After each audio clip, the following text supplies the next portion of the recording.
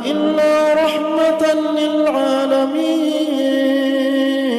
Nabi SAW ketika diangkat menjadi Nabi dan Rasul, Allah Subhanahu wa Ta'ala memberikan waktu terbaik atau zaman terbaik dari seluruh zaman-zaman setelahnya. Karena itu berdasarkan sabda Nabi SAW, khairun nas qarni, sebaik-baik zaman adalah zamanku. Artinya kita akan bercerita tentang masa ataupun zaman terbaik yang pernah ada dalam Islam. Itulah zaman di mana hidupnya Nabi SAW dan juga para sahabatnya. Bagaimana kisah kelahirannya, bagaimana kisah diangkatnya menjadi Nabi dan Rasul, bagaimana kisah dakwahnya, bagaimana kisah Isra dan Mi'rajnya, kemudian hijrahnya sampai peperangannya dan diakhiri dengan wafatnya Nabi SAW. Tentu ini memerlukan waktu, jadi saya minta sabar. Malam ini cukup panjang ceritanya. Ma'asyiral muslimin yang dimuliakan Allah Subhanahu wa Ta'ala, Nabi SAW mendapatkan gelar Abul Qasim, diambil dari putra terbesar beliau, Qasim ibn Muhammad ibn Abdullah. Anak laki-lakinya banyak, diantaranya Abdullah dan juga Ibrahim, tetapi Qasim menjadi kunyah Rasul. Sampai-sampai Nabi SAW mengatakan, barang siapa yang berpuasa di hari yang diragukan, 1 atau 2 hari sebelum masuknya Ramadan, kata Nabi SAW, faqad asa Abul Qasim, maka dia telah bermaksiat kepada Abul Qasim, maksudnya Nabi SAW. Nabi SAW terlahir dari keluarga yang suci,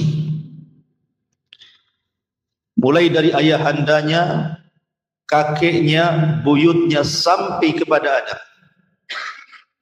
Tidak ada yang berzina.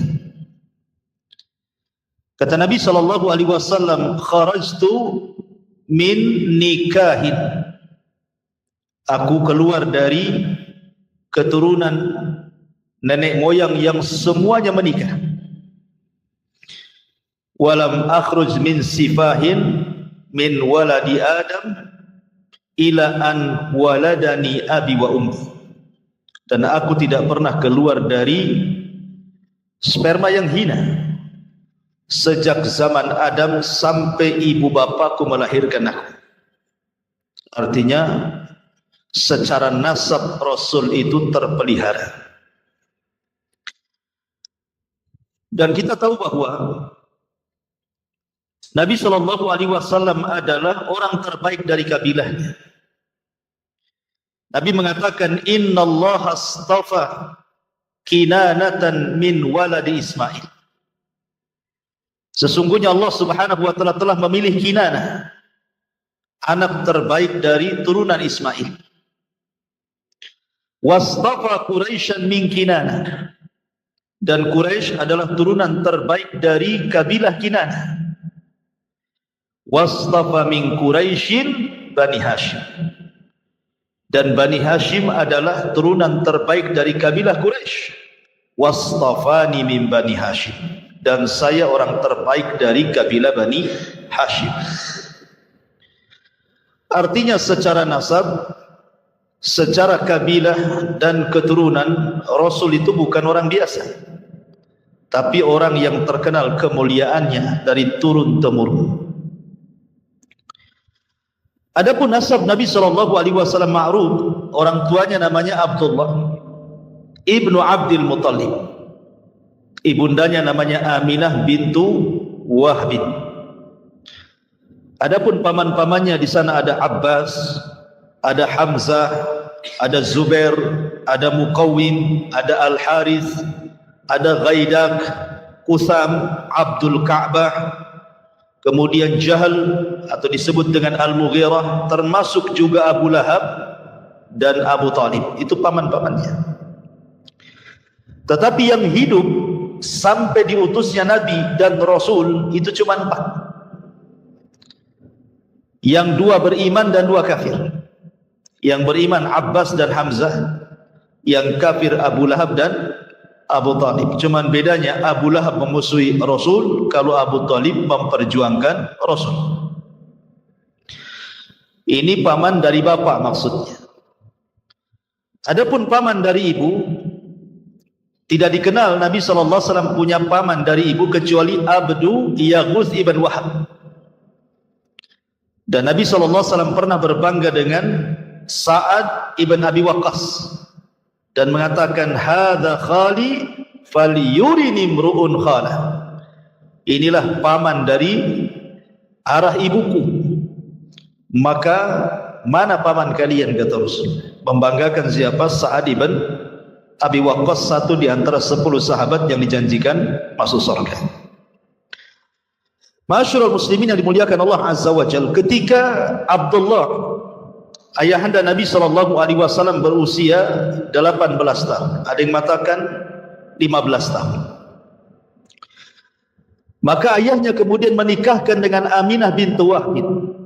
Artinya orang dulu itu menikah muda-muda, tidak harus menunggu 25 tahun kayak orang sekarang ya, atau sampai yang jadi lampu gitu ya, sampai kuliah lama-lama nggak mau kawin juga habis kuliah itu. Kadang-kadang nunggu cari kerja, sudah kepala 4 baru sibuk cari pasangan. Ya sudah bujang lampu lah kan ya. Ya sudah tua gitu ya, jadi kakek-kakek punya anak bayi jadinya nanti.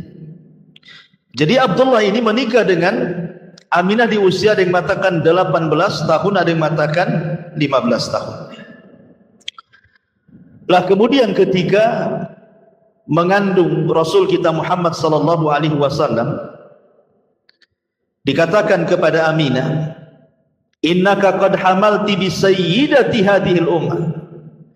Sesungguhnya engkau telah mengandung seseorang yang akan menjadi pemimpin umat ini. Fa idza waqa'a 'alal ardi faquli u'idzuhu bil wahid min syarri kulli hasid. Nanti kalau melahirkan anakmu, jangan lupa kau mengatakan, aku berlindung kepada zat yang satu dari setiap kejelekan orang-orang yang hasad kepadanya. Dan ketika itu Abdul Muttalib kakeknya bermimpi juga bahwa dia akan punya cucu. Dalam mimpinya disuruh untuk memberi nama Muhammad, dan nama Muhammad itu belum ada sebelumnya, belum ada orang yang namanya Muhammad kala itu. Berarti ketika kemudian Rasulullah SAW diberikan nama Muhammad oleh kakeknya Abdul Muttalib, itulah nama pertama di mana bayi diberikan nama Muhammad, karena sebuah harapan. Muhammad itu artinya kathratul hamdi, supaya banyak yang memuji. Tetapi subhanallah, hari ini nama Muhammad itu nama terbanyak satu dunia. Tidak ada nama terbanyak di dunia melebihi nama Muhammad. Sadaqallahul azim ketika mengatakan innaka innasha ni'aka huwal abtar. Innasha ni'aka huwal abtar. Justru yang membenci wahai Muhammad seperti Abu Jahal says, justru mereka yang abtar, terputus penyebutannya. Tapi Nabi SAW tidak terputus penyebutannya. Semua orang menyebut-nyebut nama Muhammad. Kalau orang punya anak namanya Muhammad, pasti disebut namanya, Muhammad mau kemana? Ahmad mau kemana? Seorang muadzin dia sebut namanya asyhadu anna Muhammadar Rasulullah. Setiap orang yang qomat menyebutkan asyhadu anna Muhammadar Rasulullah. Setiap orang yang bersalawat Allahumma salli ala sayyidina Muhammad. Setiap salat dalam tasyahud asyhadu an la ilaha illallah wa asyhadu anna Muhammadar Rasulullah. Nama itu bergema hampir di seantero dunia. Ya, dan nama itu sangat terpuji sesuai dengan namanya. Muhammad kathratul hamdi, banyak pujian. Masyarul muslimin yang dimuliakan Allah Azza wa Jalla. Saat lahirnya Nabi SAW, orang-orang Yahudi sibuk di Madinah. Karena ketika itu muncul bintang yang disebut dengan bintang Ahmad. Dan hanya diketahui oleh orang-orang Yahudi saja. Ketika melihat para peramal Yahudi ke langit, rupanya muncul bintang yang selama ini ditunggu-tunggu. Akhirnya kemudian Orang-orang Yahudi Madinah menggedor semua rumah di kota Madinah, khususnya rumah-rumah Yahudi. Adakah wanita yang melahirkan? Adakah wanita yang melahirkan? Baik Yahudi Bani Quraidah, Yahudi Bani Qunaiqa, Yahudi Bani Nadir, atau Yahudi keturunan Arab. Rupanya di malam itu tidak ada satupun wanita Yahudi yang melahirkan. Harusnya ada yang melahirkan menurut mereka, karena ini pertanda kelahiran seorang nabi yang mereka tunggu-tunggu. Harusnya malam ini lahir. Rupanya mereka mendengar bahwa di Mekah ada orang yang lahir di malam itu keturunan orang mulia Abdul Muttalib. Sedihlah orang-orang Yahudi dan menangis dan mengatakan, "Zahabat nubuwwatu Bani Israel." Telah hilang kenabian dari Bani Israel dan beralih kepada orang Arab. Ma'asyiral muslimin yang dimuliakan Allah Subhanahu wa taala. Nabi sallallahu alaihi wasallam lahir pada hari Senin.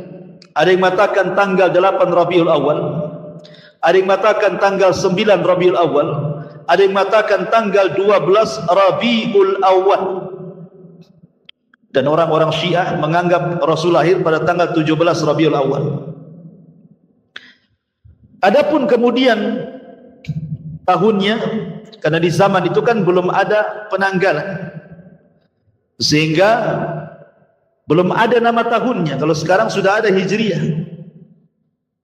Kalau dulu kan tidak ada, belum ada penanggalan Hijriah, itu baru dibentuk di masa Umar bin Khattab. Sehingga kemudian untuk tahun mereka akan menasabkan kepada setiap peristiwa yang berlaku di zaman itu.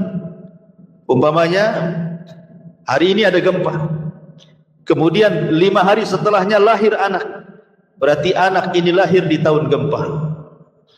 Hari ini ada puting beliung, lahir bayi, berarti lahir bayi itu tahunnya tahun puting beliung. Begitu maksudnya.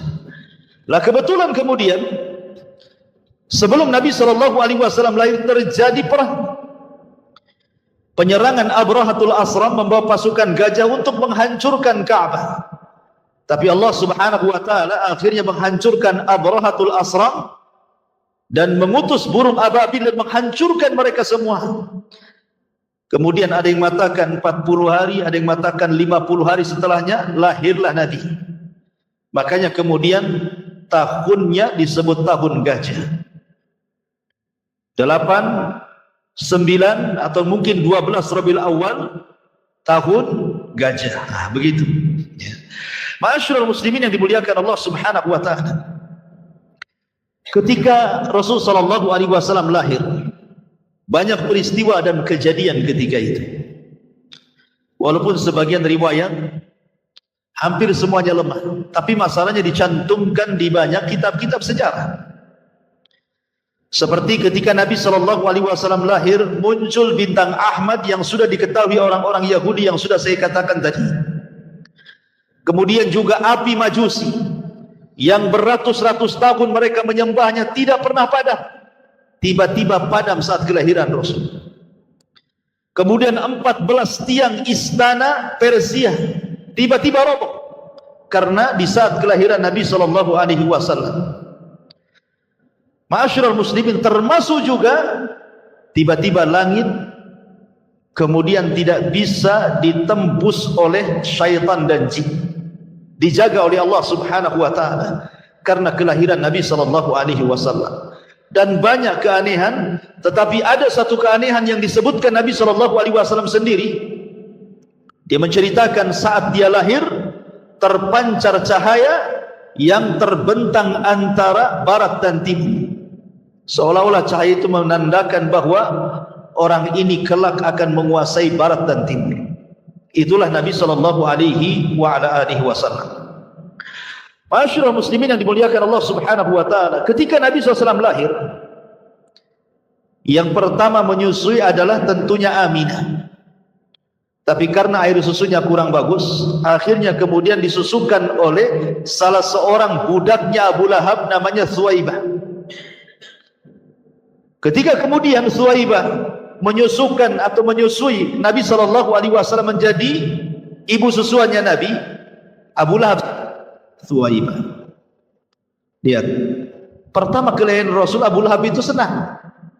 Saking senangnya dia merdekakan budaknya kan. Saking senangnya Abu Lahab itu dimerdekakan budaknya.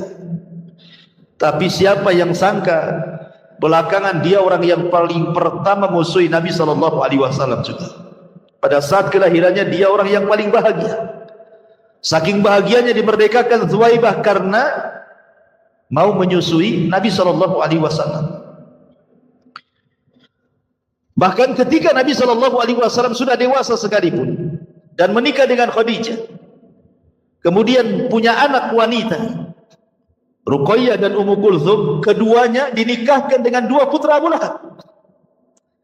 Baru setelah Nabi SAW jadi Nabi, maka Abu Lahab meminta kedua putranya menceraikan dua putri Nabi SAW. Begitulah bencinya Abu Lahab kepada Nabi SAW.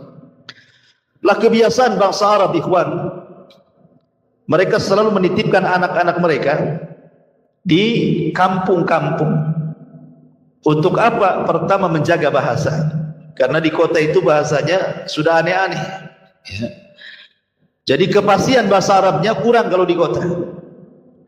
Kemudian yang kedua, untuk kesehatan, karena khawatir di kota itu banyak wabah di zaman itu, sehingga untuk kesehatan bayi biasanya dititipkan di kampung sampai kemudian selesai masa susuannya atau beberapa tahun setelahnya baru dikembalikan. Termasuk juga untuk kekuatan fisik. Itulah kenapa kemudian adat istiadat di zaman itu. Jadi kalau seandainya seseorang melahirkan, maka akan dititipkan kepada badui supaya dirawat di badui beberapa tahun setelahnya. Nah, saat kelahiran Nabi SAW begitu juga, sama banyak wanita-wanita dari Arab, dari Arab Badui, khususnya dari Bani Sa'diyah yang ketika itu memang terkenal wanita-wanitanya pandai mendidik ya. Dan juga kebetulan memang terjadi paceklik hebat di Bani Sa'diyah itu sehingga orang kesulitan. Akhirnya para wanita-wanita yang punya anak, karena kalau tidak punya anak kan tidak keluar dari susunya, maka mereka kemudian datang ke kota untuk menawarkan diri siap menyusui anak-anak kota dengan imbalan sekian dan sekian. Subhanallah, setiap ada wanita yang melihat bayi Nabi SAW, tidak ada yang mau, lewat gitu saja. Kenapa alasannya? Pertama, yatim. Ayahnya meninggal ketika Rasul berada 4 bulan di kandungan ibundanya. Sehingga kemudian kalau diambil, apa yang mereka akan dapat imbalan? Mereka tidak akan dapat imbalan. Makanya kemudian nengok bayi orang tuanya miskin, lewat gitu.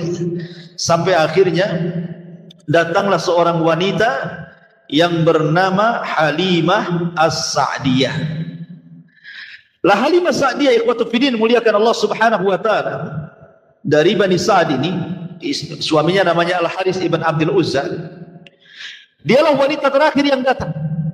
Kenapa wanita terakhir yang datang? Pertama, dia miskin. Yang kedua, kendaraan yang ditungganginya adalah kendaraan yang kurus, sehingga tidak bisa menyusul kawan-kawannya. Kan di zaman itu bukan pakai mobil oplet gitu ya. Jadi memang kalau nggak pakai kuda, pakai keledai, pakai unta.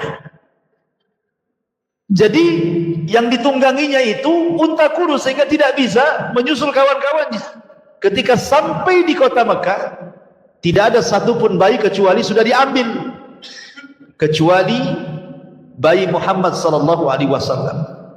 Kenapa? Karena nggak ada orang yang ambil masalahnya. Sehingga akhirnya kemudian Halimah As-Sa'diyah ngomong sama suaminya, gimana ini, ada bayi cuma satu-satunya. Akhirnya kemudian suaminya hanya mengatakan, sudah ambil saja, mudah-mudahan bayi ini membawa karamah dan juga kebaikan. Akhirnya kemudian diambil. Subhanallah, betul apa kata suaminya. Halimah ini sudah kelelahan. Kemudian dia menggendong bayi namanya Abdullah. Kemudian karena kurang gizi makannya, air susunya kurang bagus, sehingga malam itu ketika dia sudah menggendong Rasul, tiba-tiba air susunya penuh. Dan ketika Nabi SAW hendak ditetekkan di sebelah kiri, tidak mau. Kenapa tidak mau?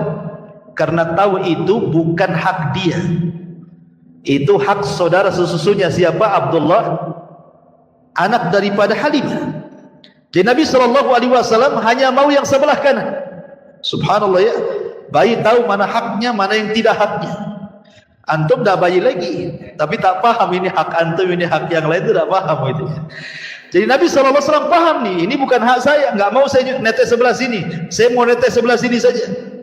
Akhirnya kemudian dua bayi itu gemuk, kemudian malamnya juga mereka dapat berkah, mereka bisa tidur sampai pagi, akhirnya hilang capeknya, kemudian mereka pulang. Subhanallah, padahal kawan-kawannya sudah duluan 2-3 hari sebelumnya mereka pulang. Tetapi ketika Rasul berada di pangkuannya, untanya kuat, kemudian sanggup berlari dan mampu mengejar teman-temannya dan sampai di Bani Sa'diyah duluan dibandingkan temannya. Ini kan berkah, ini kan luar biasa. Masyaallah muslimin yang dimuliakan Allah Subhanahu wa taala, ketika kemudian Rasul di Bani Sa'diyah, kemudian disusukan oleh Halimah dengan saudara sesuanya Abdullah. Setelah kemudian beberapa tahun, ya sekitar usia 4 tahun, tiba-tiba kemudian terjadi pembelahan dada. Jadi ketika Nabi SAW bermain-main bersama kambing gitu ya, jadi kecil-kecil sudah main sama kambing. Jadi mainannya Rasul itu kambing. Kalau sekarang kan mainannya kereta-keretaan, boneka-bonekaan, bola, macam-macam kan. Jadi Rasul itu ya main dengan kambing itulah, bersama saudara sesuannya Abdullah. Tiba-tiba kemudian datang 2 malaikat, kemudian memegang Rasul, membelah dada Rasul, mengambil jantung Rasul, kemudian meletakkan di bejana emas. Di situ ada air Zam-Zam, kemudian dibersihkan dan dimasukkan kembali, kemudian dijahit kembali, dan itulah operasi pertama di dunia. Karena di zaman itu belum ada peralatan. Ya. Akhirnya kemudian ketahuan oleh Halimah bekas jahitannya. Apalagi kemudian anaknya kemudian dengan polosnya menceritakan kejadian itu. Ketakutanlah Halimah, akhirnya kemudian mengembalikan Rasul kepada Aminah ibundanya, dan mengatakan kepada Aminah, saya hendak mengembalikan putramu wahai ibunda Aminah, saya takut putramu kena jin gitu. Tetapi Aminah mengatakan, jangan takut dari jin, karena bayi ini saat dilahirkan terpancar cahaya begini dan begitu, sudah diceritakan mimpinya. Kemudian kata Halimah, kalau begitu kembalikan kembali, biar dia bersamaku kembali. Akhirnya dibalikan lagi ke Bani Sa'diyah sampai usianya 6 tahun. Ketika sudah 6 tahun, namanya ibundanya kan, berpisah dengan anaknya 6 tahun, tentu sangat rindu. Makanya oleh Halimah kemudian di usia 6 tahun dibalikkan Nabi SAW ke pangkuan ibundanya. Akhirnya kemudian ketika di pangkuan ibundanya, Aminah ingin mengajak Rasul kecil ke Madinah dalam rangka ziarah kuburan ayahandanya Abdullah, karena ayahandanya meninggal di Madinah karena terkena wabah Yathrib ketika itu. Jadi ayahandanya terkena wabah. Ya kalau zaman sekarang ya macam corona lah ya. Akhirnya sakit-sakit 1 bulan, kemudian meninggal saat perjalanan dari Mekah hendak berniaga ke Syam. Sakit 1 bulan di Madinah, kemudian akhirnya wafat. Lah kemudian Aminah ini ingin berziarah, kemudian berziarahlah ke Madinah setelah melihat kuburan ayahandanya Nabi SAW dan menginap beberapa malam di Madinah. Maka kemudian pulanglah Aminah bersama Rasul kecil dan juga budaknya namanya Ummu Aiman. Tapi sayang di antara Mekah dan Madinah ada satu tempat namanya Abwa. Rupanya Aminah sakit parah dan Allah takdirkan meninggal di Abwa. Subhanallah, Rasul menjadi yatim dari 2 arah. Bapaknya meninggal, ayahandanya juga meninggal. Bahasa kita ya, yatim piatu gitu. Kalau bahasa Arab nggak ada piatu, yang ada yatim saja. Lah akhirnya kemudian Ummu Aiman membawa Rasul SAW pulang dan dititipkan di kakeknya Abdul Muttalib. Tapi sayang, hanya 2 tahun Abdul Muttalib merawat Nabi SAW. Ketika usia Rasul 8 tahun, Abdul Muttalib pun kemudian meninggal dan pupus usia.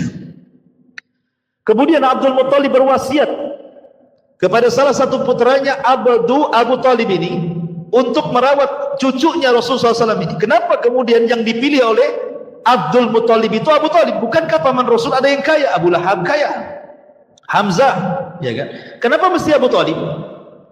Karena Abu Talib ini adalah saudara kandung dari Abdullah. Karena Abdul Muthalib itu banyak istrinya, ya. Jadi anak-anaknya itu satu bapak banyak lain ibu. Lah yang satu kandung dengan ayahnya Rasul Abdullah adalah Abu Talib. Sehingga kedekatan kepada Abdullah karena satu kandung tentu lebih dekat dibandingkan saudara seibu lainnya.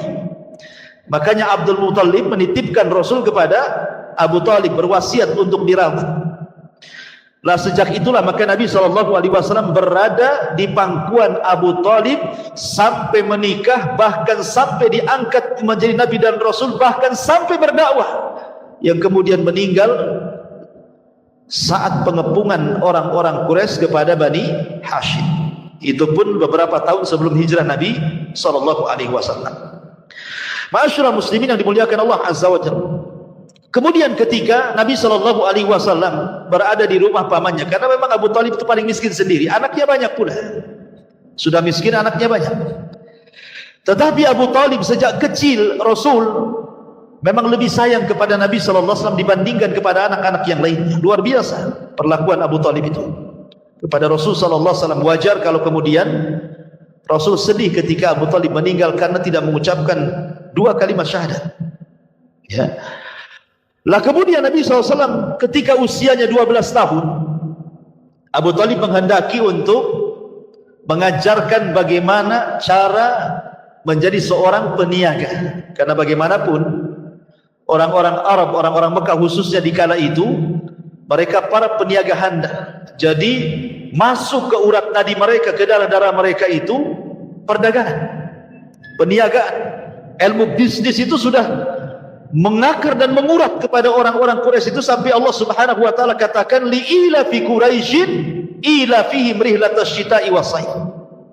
Jadi kebiasaan orang-orang Quraisy itu mereka suka mengadakan rihlah, safar untuk berniaga ke Yaman dan ke Syam. Jadi usia 12 tahun itu Nabi diajak oleh Abu Talib. Tapi sayang kemudian ketika sampai di sebuah tempat, maka kemudian dia berjumpa dengan seorang pendeta namanya Buhairah Rahib. Pendeta ini yang mencegat kafilahnya Abu Talib, karena pendeta ini seorang kahin, ada yang mengatakan seorang dukun, ya. Ada yang mengatakan dia pendeta yang paling keras ekstrim di zaman itu, sampai diusir dari kanisahnya, kemudian hidup di padang pasir. Jadi dia ketika melihat tanda-tanda bahwa akan lewat seorang yang akan menjadi Nabi dan Rasul, jadi dia tiap hari itu nunggu, setiap ada kafilah dari Arab ditunggu sama dia. Lah ketika kemudian berjumpa dengan kafilahnya Abu Talib, tiba-tiba disetop, disuruh masuk ke rumahnya dan dijamu. Ketika betul apa yang diramalkan oleh dukunnya, tiba-tiba kemudian dia diperjumpakan dengan Nabi SAW ketika itu usianya 12 tahun. Dan ketika melihat tanda-tandanya, Buhairah Rahib yakin bahwa ini seorang Nabi. Ketika ditanya oleh Abu Talib, bagaimana kau tahu ya? Kau tidak melihat setiap dia berjalan, tidak ada satu awan kecuali akan menaungi di atasnya. Tidak ada satupun pohon dan batu kecuali akan salam kepadanya. Sebaiknya pulang lagi ke Mekah, jangan meneruskan perjalanan ke Syam. Dikhawatirkan orang-orang Yahudi Syam tahu bahwa ia calon seorang Nabi, maka mereka akan membunuhnya. Balikan lagi ke Mekah. Akhirnya kemudian dibalikan lagi ke Mekah. Lah di Mekah ini ikhwatu fillah muliakan Allah Azza wa Jalla, apa yang dilakukan Nabi untuk meringankan beban pamannya Abu Talib? Akhirnya dia mengikuti usia-usia sebayanya, menjadi penggembala kambing dari orang-orang kaya, maka akan mengambil upah dari hasil penggembalanya. Begitulah Nabi SAW mengatakan, ma min nabiyyin illa wara'al ghanam. Tidak ada satupun Nabi kecuali semuanya pernah menggembala kambing. Ya, jadi kalau antum ingin mencontoh Nabi SAW, jadi penggembala. Cari tanah di Tiban sana, luas tuh, beli kambing di situ. Ya. Jadi Nabi SAW sudah dididik oleh Allah Subhanahu Wa Taala sebelum memimpin umat, disuruh memimpin kambing dulu. Kenapa demikian? Karena memimpin kambing itu, menjadi penggembala kambing itu akan terlahir sifat-sifat baik, akan terlahir sifat-sifat kesabaran. Namanya punya peliharaan kan harus sabar, kalau nggak sabar matilah peliharaannya, ya. Harus punya sifat kasih sayang, sebab kalau binatangnya sakit kan diobati. Harus sayang, kalau tidak sayang mati binatangnya, ya. Harus punya sifat keberanian, karena kambing ini selalu diterkam serigala. Artinya dia harus melawan serigala supaya serigala jangan makan kambingnya, gitu ya. Kemudian juga ada sikap kelembutan. Jadi banyak sifat-sifat yang kemudian terlahir dari penggembala kambing ini, yang kemudian menjadi sifat bagi Nabi SAW yang baik. Itulah kemudian sifat-sifat itulah yang kelak akan memimpin umat, ya. Jadi luar biasa ya. Jadi penggembala itu ada faedah dan manfaatnya. Jadi Rasul sebelum menjadi pemimpin umat disuruh memimpin kambing dulu, gitu maksudnya. Nah, ketika kemudian Nabi SAW sudah berusia mungkin 18 tahun, 19 tahun, artinya kan sudah dewasa. Mulailah Rasul menyusul teman-teman yang sebayanya berniaga. Mulai berniaga dia. Tetapi ya sebelum saya ingin ceritakan berniaganya Rasul. Jadi ketika dia menjadi penggembala kambing, ikhwan, ya usia-usia 15 gitu ya, 16 tahun gitu. Nabi SAW itu selalu dititipi kambing. Jadi kalau umpamanya ada orang menikah, ada walimatul arus, ya kan? Kawan-kawan yang seprofesinya kan kadang-kadang diundang, ada undangan datang. Tapi kan kadang-kadang bingung, harus kemanakan nih kambing ini? Nanti kalau ditinggal hilang. Akhirnya kemudian mulailah mereka menitip kepada Rasul, karena Rasul tidak mau hadir di pesta-pesta yang ada minuman khamar di situ, yang ada biduan-biduan wanita yang membuka aurat. Rasul tidak mau, sehingga Rasul fokus saja jadi penggembala kambing, sehingga teman-temannya itu selalu menitipkan kambing. Subhanallah, bukan 1-2 kambing yang dititipkan, itu ribuan kambing kan gitu ya. Akan tetapi apapun yang dititipkan kepada Rasul, tidak ada yang hilang, tidak ada yang sakit, justru kambingnya makin gemuk. Sehingga kemudian teman-temannya menjuluki Rasul sebagai Shadiqul Amin. Jadi Rasul itu orangnya jujur, amanah, ya kan? Itu sejak menjadi penggembala itu kawan-kawannya selalu memuji Rasul, sehingga akhirnya kemudian tersebarlah sifat ini kepada teman-teman yang lainnya yang bukan sebagai penggembala kambing. Makanya kenapa Nabi SAW walaupun sudah diangkat jadi Nabi dan Rasul, akhirnya orang-orang musyrik pun masih menitipkan barang kan sama Nabi. Bahkan rumahnya Rasul Khadijah itu menjadi penitipan barang, atau mungkin kalau sekarang disilahkan bank syariat pertama lah, ya. Rasul itu membuat bank syariat pertama karena rumah Khadijah itu jadi wadah tempat penitipan barang. Akhirnya kemudian ketika kemudian Rasul beralih profesi dari penggembala akhirnya jadi pedagang, lah mulailah kemudian makin harum namanya. Bagaimana kejujurannya dalam berniaga, bagaimana supelnya, bagaimana akhlaknya, bagaimana kejujurannya, dan begitu seterusnya, sehingga terdengar kepada seorang wanita tajirah, wanita miliarder, Khadijah bintu Khuwailid, wanita suci yang sudah menutup auratnya, padahal di zaman jahiliyah terbiasa buka aurat, tapi Khadijah sudah pakai jilbab. Makanya kenapa orang-orang Arab apabila keluar masuk rumah Khadijah mereka mengatakan, aku masuk ke rumah wanita suci dan keluar dari wanita suci. Itulah ucapan orang-orang jahiliyah kepada Khadijah. Dakhaltu minat tahirah wa kharajtu minat tahir. Mereka mengatakan seperti itu. Aku masuk ke rumah wanita suci, keluar pun dari wanita suci. Karena sudah menutup auratnya walaupun belum masuk Islam, Nabi aja belum diutus. Ya. Akhirnya kemudian cobalah Khadijah melobi Nabi SAW untuk berniaga dengan dia dengan cara sistem mudharabah. Mudharabah itu artinya Khadijah yang punya modal, Rasul yang memainkan modalnya. Maka setelah kemudian beberapa kali kemudian berniaga menggunakan harta Khadijah dan selalu mendapatkan keuntungan besar, Khadijah makin penasaran tuh. Akhirnya kemudian Khadijah mengirim gulamnya, budaknya namanya Maisarah.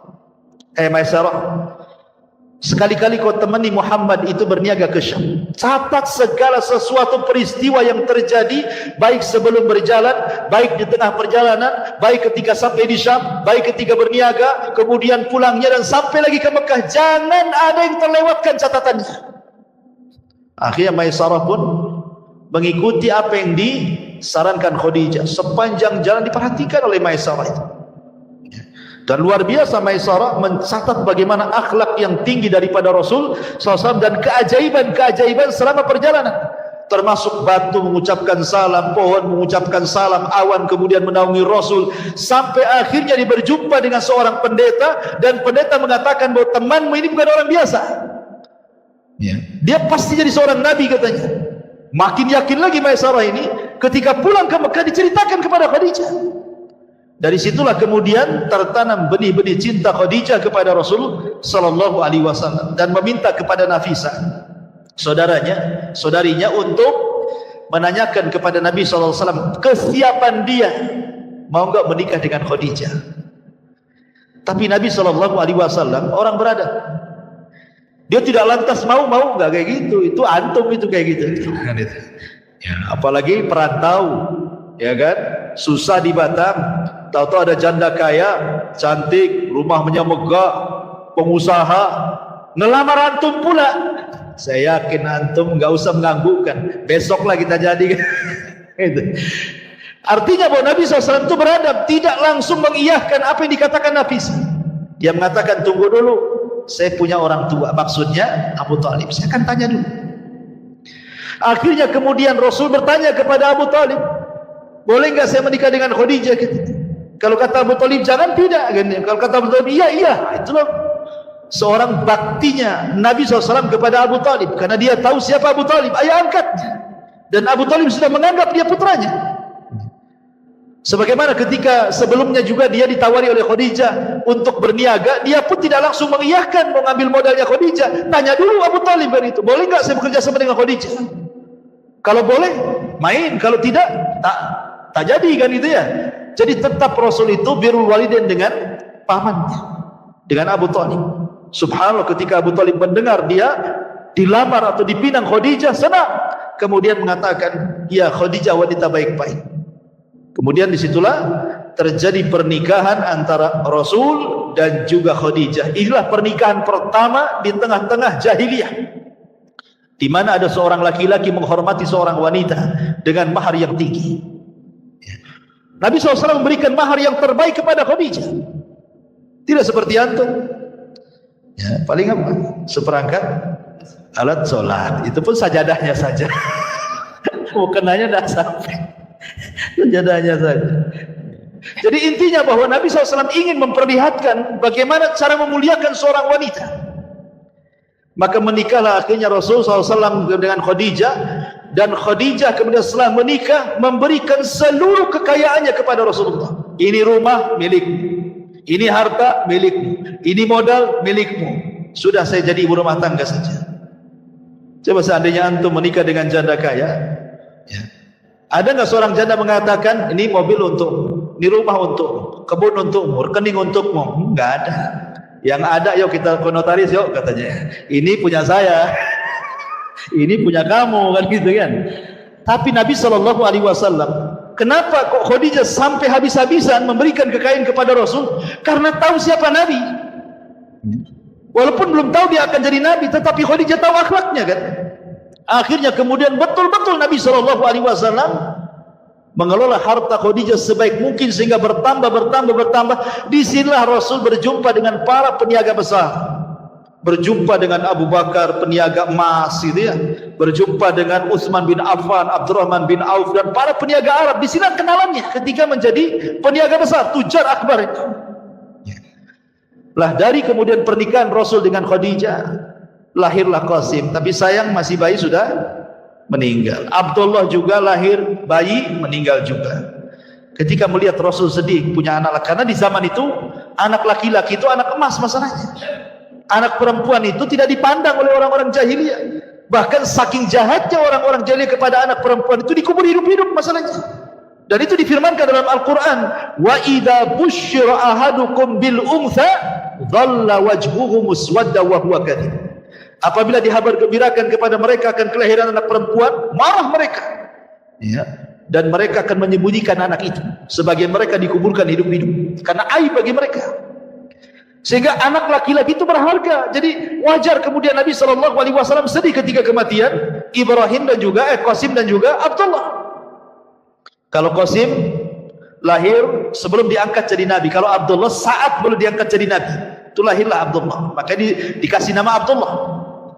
Namanya nama bagus gitu ya.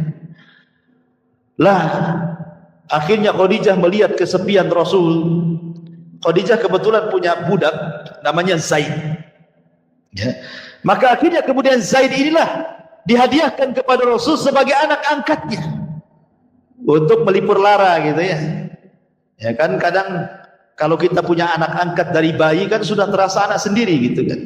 Jadi terobatilah anak-anak meninggal itu. Akhirnya Zaid pun sempat kemudian dinasabkan kepada Rasul, saking cintanya dengan Zaid sampai Rasul pernah mengatakan di hadapan orang-orang Quraisy, "Hadza Zaid ibn Muhammad." Anak ini namanya Zaid bin Muhammad. Tapi Allah turunkan ayat tidak boleh menasabkan anak angkat kepada bapak angkatnya. Allah mengatakan di awal-awal surat Al-Ahzab, "Ma ja'alallahu ad'iyaakum abna'akum ud'uuhum li'abaihim wa aqsatu indallah." Tidak boleh anak angkat dinasabkan kepada angkat, tetapi berikanlah nasabnya kepada bapak asli, itu lebih adil. Akhirnya sama Rasul dibalikkan dari Zaid ibn Muhammad menjadi Zaid ibnul Harithah. Kemudian Nabi SAW juga punya anak perempuan yang paling besar namanya Zainab. Kemudian menikah dengan Abul As ibn Rabi. Kemudian punya anak lagi Ruqayyah. Menikah dengan Utbah, kemudian diceraikan, akhirnya menikah dengan Uthman. Kemudian punya anak lagi Ummu Kulsum, menikah dengan Utaibah, diceraikan juga, akhirnya dinikahi Uthman juga setelah meninggalnya Ruqayyah. Dan terakhir Fatimah yang dinikahi Ali bin Abi Thalib radhiyallahu anhu. Itu anak perempuannya. Anak laki-lakinya ada Qasim, ada Abdullah, ada Ibrahim. Tapi Ibrahim bukan putra dari Khadijah, tapi putra dari budaknya Maria Al-Qibtiyah. Dan itu ketika di ujung-ujung Nabi SAW berada di kota Madinah, di ujung-ujung akhir hayatnya, dikaruniai Ibrahim. Tapi sayang 1 tahun 8 bulan juga meninggal Ibrahim. Ada apa? Kenapa anak-anak laki-laki Rasul tidak boleh hidup? Karena kebiasaan Nabi, kalau punya anak kemudian dia hidup, maka jadi Nabi lagi nanti. Sementara tidak ada Nabi setelah Rasul kan. Makanya anak laki-lakinya tidak ada yang hidup kan. Karena kebiasaan Nabi kalau punya anak kemudian hidup, itu jadi Nabi biasanya. Contoh, Ibrahim punya anak Ismail jadi Nabi, punya anak Ishak jadi Nabi. Kemudian Ishak punya anak Yakub jadi Nabi, Yakub punya anak Yusuf jadi Nabi, Nabi Daud punya anak Sulaiman jadi Nabi, kan itu ya. Tapi Nabi SAW tidak dikaruniai anak. Maksudnya tidak ada yang hidup sampai besar dan meninggal di waktu bayi. Karena salah satu penyebabnya, kalau seandainya masih hidup, anak Nabi SAW dikhawatirkan jadi Nabi. Dan Rasul mengatakan, "La nabiyya ba'di," tidak ada Nabi sepeninggalku, kata Rasul. Tidak ada Nabi sepeninggalku ya. Kemudian juga yang kedua, boleh jadi supaya hikmahnya kenapa putra-putra Rasul tidak ada yang hidup sampai besar, dikhawatirkan nanti ada yang gulu, boleh jadi kemudian memuji dan menyembahnya. Dan itu ya. Karena anak Nabi masalahnya kan itu ya. Jangankan anak-anak Nabi, cucu Nabi Hasan Husain aja ada yang menyembah kan itu ya. Orang Syiah itu menyembah Hasan Husain. Ya. Ma'asyiral muslimin yang dimuliakan Allah Subhanahu wa taala. Kembali. Jadi ketika Nabi SAW kemudian mulai berniaga, berjumpa dengan tujar yang besar-besar, para peniaga seperti Abu Bakar, Uthman, Abdurrahman bin Auf dan yang lainnya, yang kelak justru teman-teman seprofesi peniaga itu justru masuk Islam awal-awal kan. Kenapa? Karena mereka tahu saat berinteraksi dengan Rasul, saat berniaga, tahu akhlaknya, tahu amanahnya, tahu kejujurannya, dan begitu seterusnya kan itu. Lah ketika Nabi SAW kemudian di usia 15 tahun terjadi apa yang disebut dengan perang Fujar namanya. Rasul juga terlibat dalam perang Fujar di sini. Kemudian setelahnya ada namanya Hilful Fudul juga, Rasul terlibat di situ juga gitu. Artinya sampai ketiga kemudian Ka'bah di usia 17 tahun atau 18 tahun kan, Ka'bah itu kan sempat hancur separuh ya, karena terkena banjir. Akhirnya kemudian oleh orang-orang Quraisy dirobohkan Ka'bah itu. Ketika hendak merobohkan gak ada yang berani. Kenapa? Karena masih teringat dengan kisah Abraha. Jangan-jangan kalau dirobohkan datang pula Ababil kan itu. Sehingga ada seseorang yang paling tua di antara mereka namanya Al-Walid ibn Mughirah. Dia membawa palu dan mengatakan, biar aku saja yang menghancurkan, karena aku tidak hendak berniat buruk. Pasti tidak akan ada apa-apa. Kalaupun ada apa-apa, biar saya mati gitu. Akhirnya mulailah dia robohkan sedikit-sedikit. Ternyata tidak ada Ababil, tidak ada azab, tidak ada bala.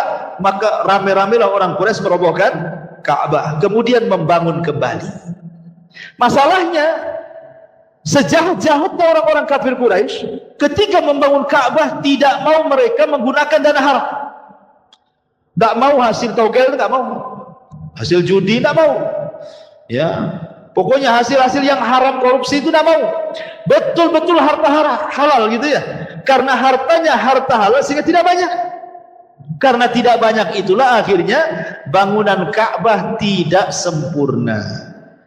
Yang tadinya segi panjang bangunan Ibrahim itu, ya kan? Akhirnya cuman separuh jadi kotak. Jadi separuhnya dibuat lingkaran pakai tembok gitu ya. Kan kita lihat kalau gambar Ka'bah begini, di sini ada tembok melingkar kan, itu namanya Hijr Ismail. Dulu masuk itu di dalam tuh. Tapi karena kurang dana terpaksa dikeluarkan dan ya hanya separuh saja yang dibangun kan itu. Walaupun sempat kemudian di zaman Abdullah ibn Zubair dimasukkan, tapi dihancurkan lagi di zaman Abdul Malik ibn Marwan. Intinya bahwa Rasul ikut juga kemudian membangun Ka'bah itu. Lah ketika peletakan Hajar Aswad itu yang kemudian banyak masalah. Masing-masing kabilah ingin meletakkan Ka'bahnya masing-masing dan hampir perang. Tapi kemudian akhirnya orang bijak mereka mengatakan, tunggu, yang berhak memindahkan itu orang yang keluar dari sana katanya. Rupanya yang keluar Rasulullah gitu ya. Ketika Nabi SAW kemudian disuruh mengangkat batu Hajar Aswad itu, kata Rasul, tidak, ini kerja rame-rame, kerja bareng-bareng, kerja bakti. Sebaiknya ambil kain, kemudian diletakkan di atas kain itu, masing-masing kabilah megang ujungnya. Akhirnya semua kabilah mengangkat Hajar Aswad dan meletakkan di situ. Lihat bagaimana Rasul bisa menyatukan umat saat itu padahal belum diangkat jadi Nabi dan Rasul. Singkat cerita, akhirnya Nabi SAW kemudian setelah menikah dengan Khadijah, kemudian punya anak laki-laki dan perempuan. Kemudian Nabi SAW betul-betul di puncak popularitas, di puncak karir, kekayaannya makin melimpah gitu ya, persahabatannya makin luas. Karena juga bagaimanapun namanya seorang peniaga itu akan lebih banyak relasi dibandingkan bisnis yang lain, karena dia kan kesana kemari gitu ya. Lain dengan orang PT, ya sesama PT aja dia kenal, ya kan. Orang kantor ya sesama kantor aja. Kalau peniaga walaupun jual es cincau kemana-mana kenal orang semua. Kenal, masuk gang sana gang sini semua dimasuki dia.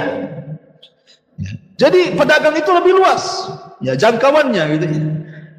Lah ketika di usia Nabi SAW ke 37 tahun, itu di puncak karir beliau, betul-betul sudah kaya raya.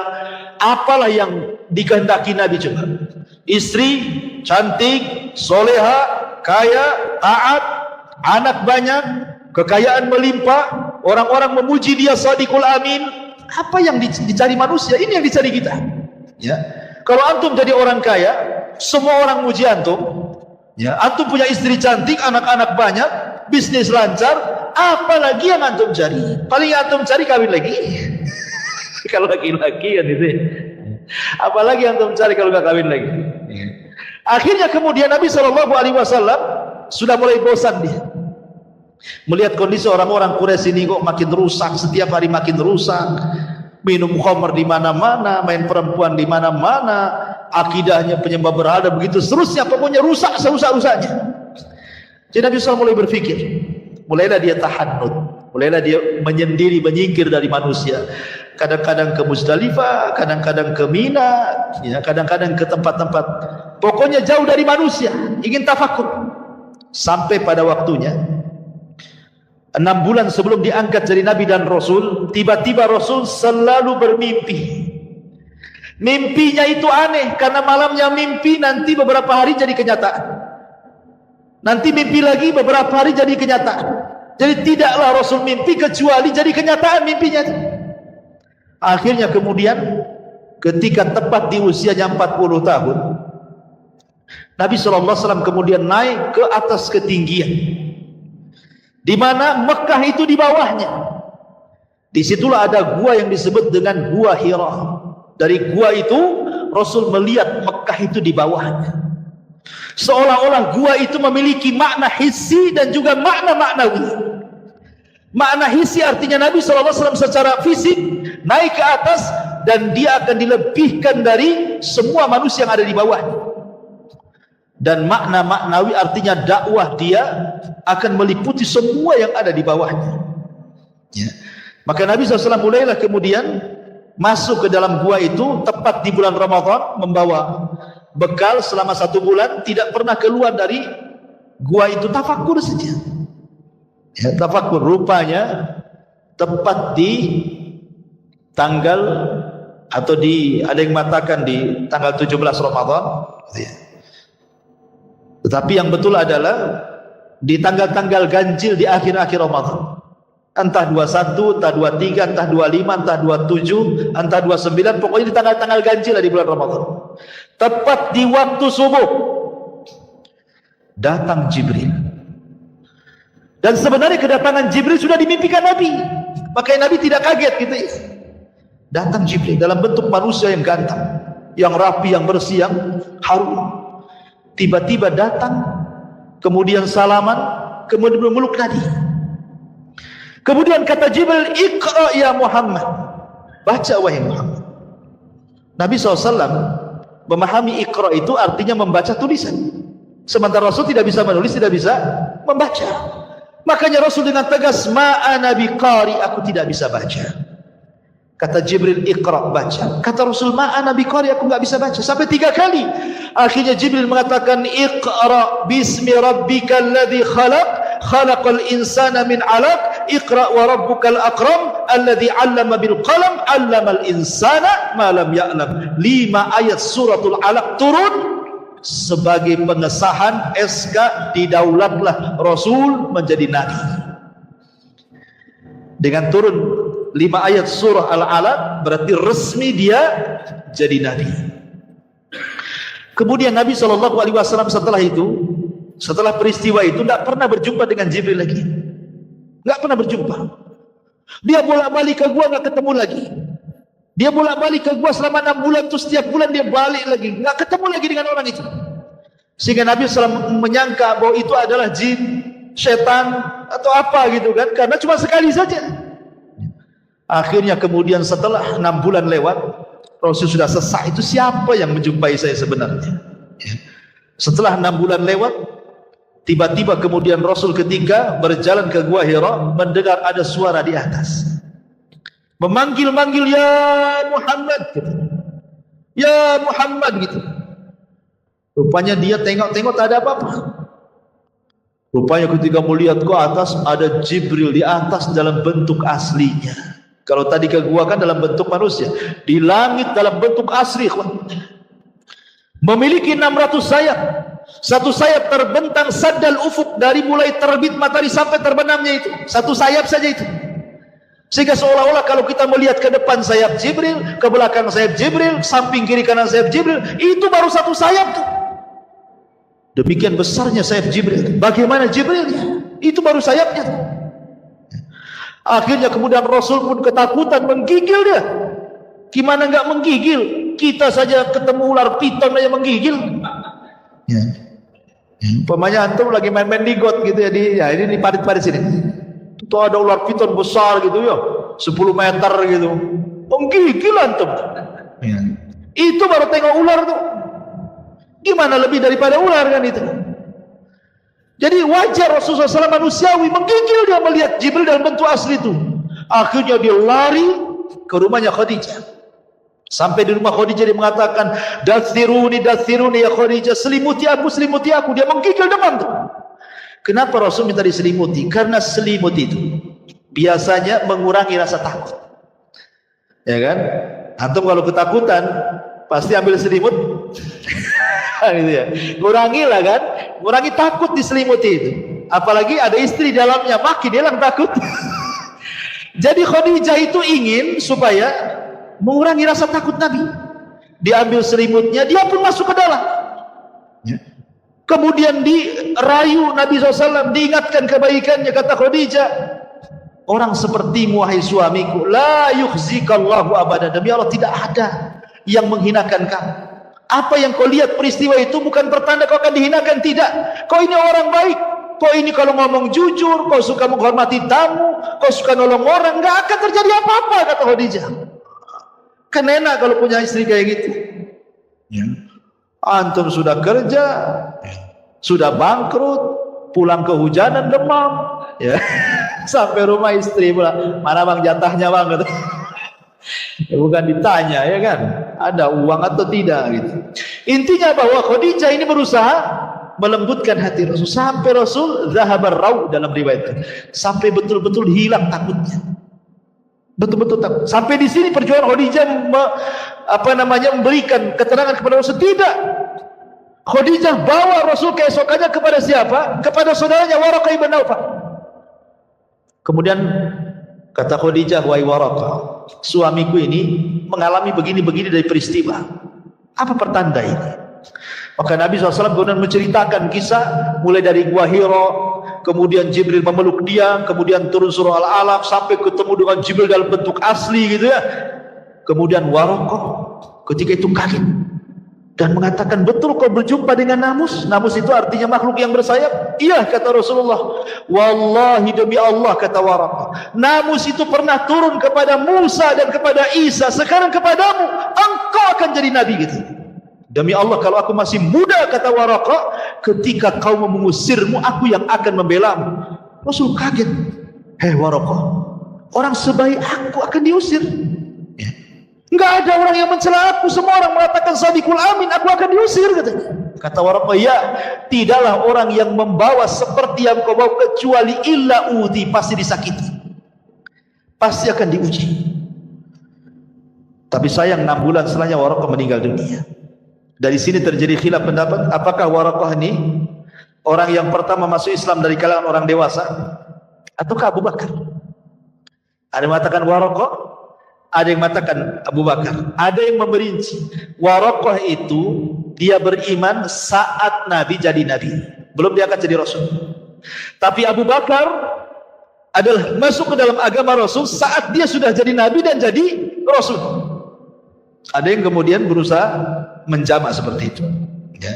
Jadi kalau Waraqah itu hanya sebatas beriman, kalau Abu Bakar bukan hanya beriman tapi mendakwahkan, gitu maksudnya. Baik, kembali. Jadi setelah kemudian Nabi SAW diberi nasihat oleh Waraqah supaya sabar, macam-macam lah.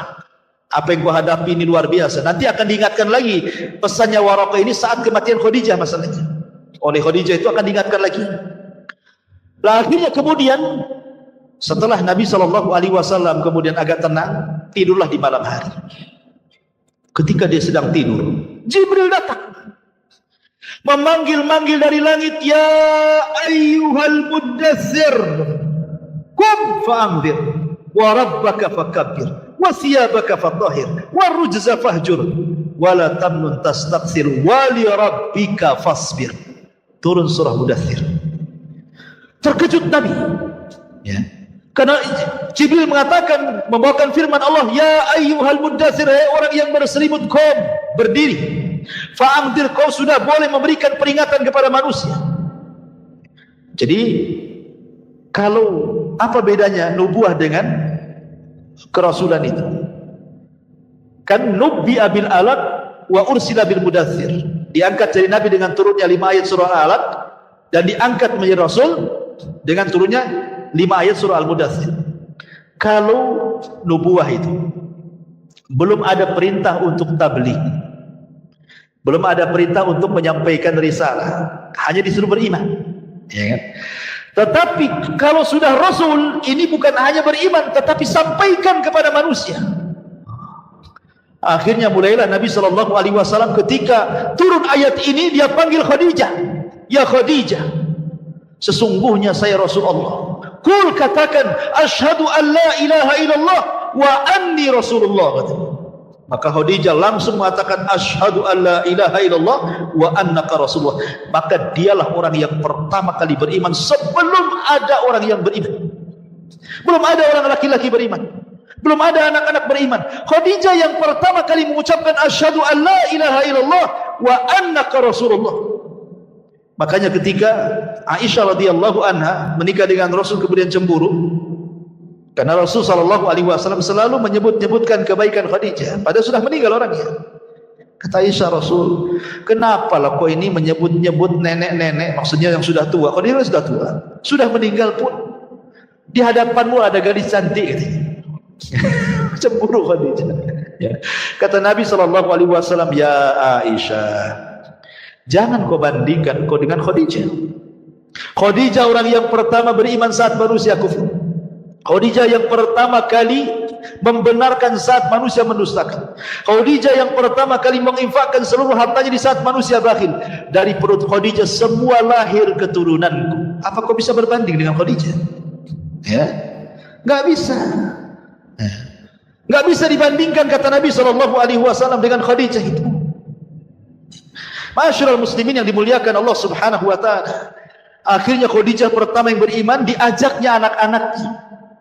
Ya, Ruqayyah, Zainab, semua diajak masuk Islam. Ya. Termasuk kemudian budaknya Zaid ibn Harithah masuk Islam. Termasuk Ali bin Abi Thalib yang ketika itu jadi anak angkat Rasul di usia 10 tahun juga diajak masuk Islam. Artinya Rasul dimulai dari keluarga. Istrinya, anak-anaknya, anak angkatnya, budaknya, semua masuk Islam. Baru kemudian keluar, berjumpa dengan Abu Bakar, akhirnya masuk Islam.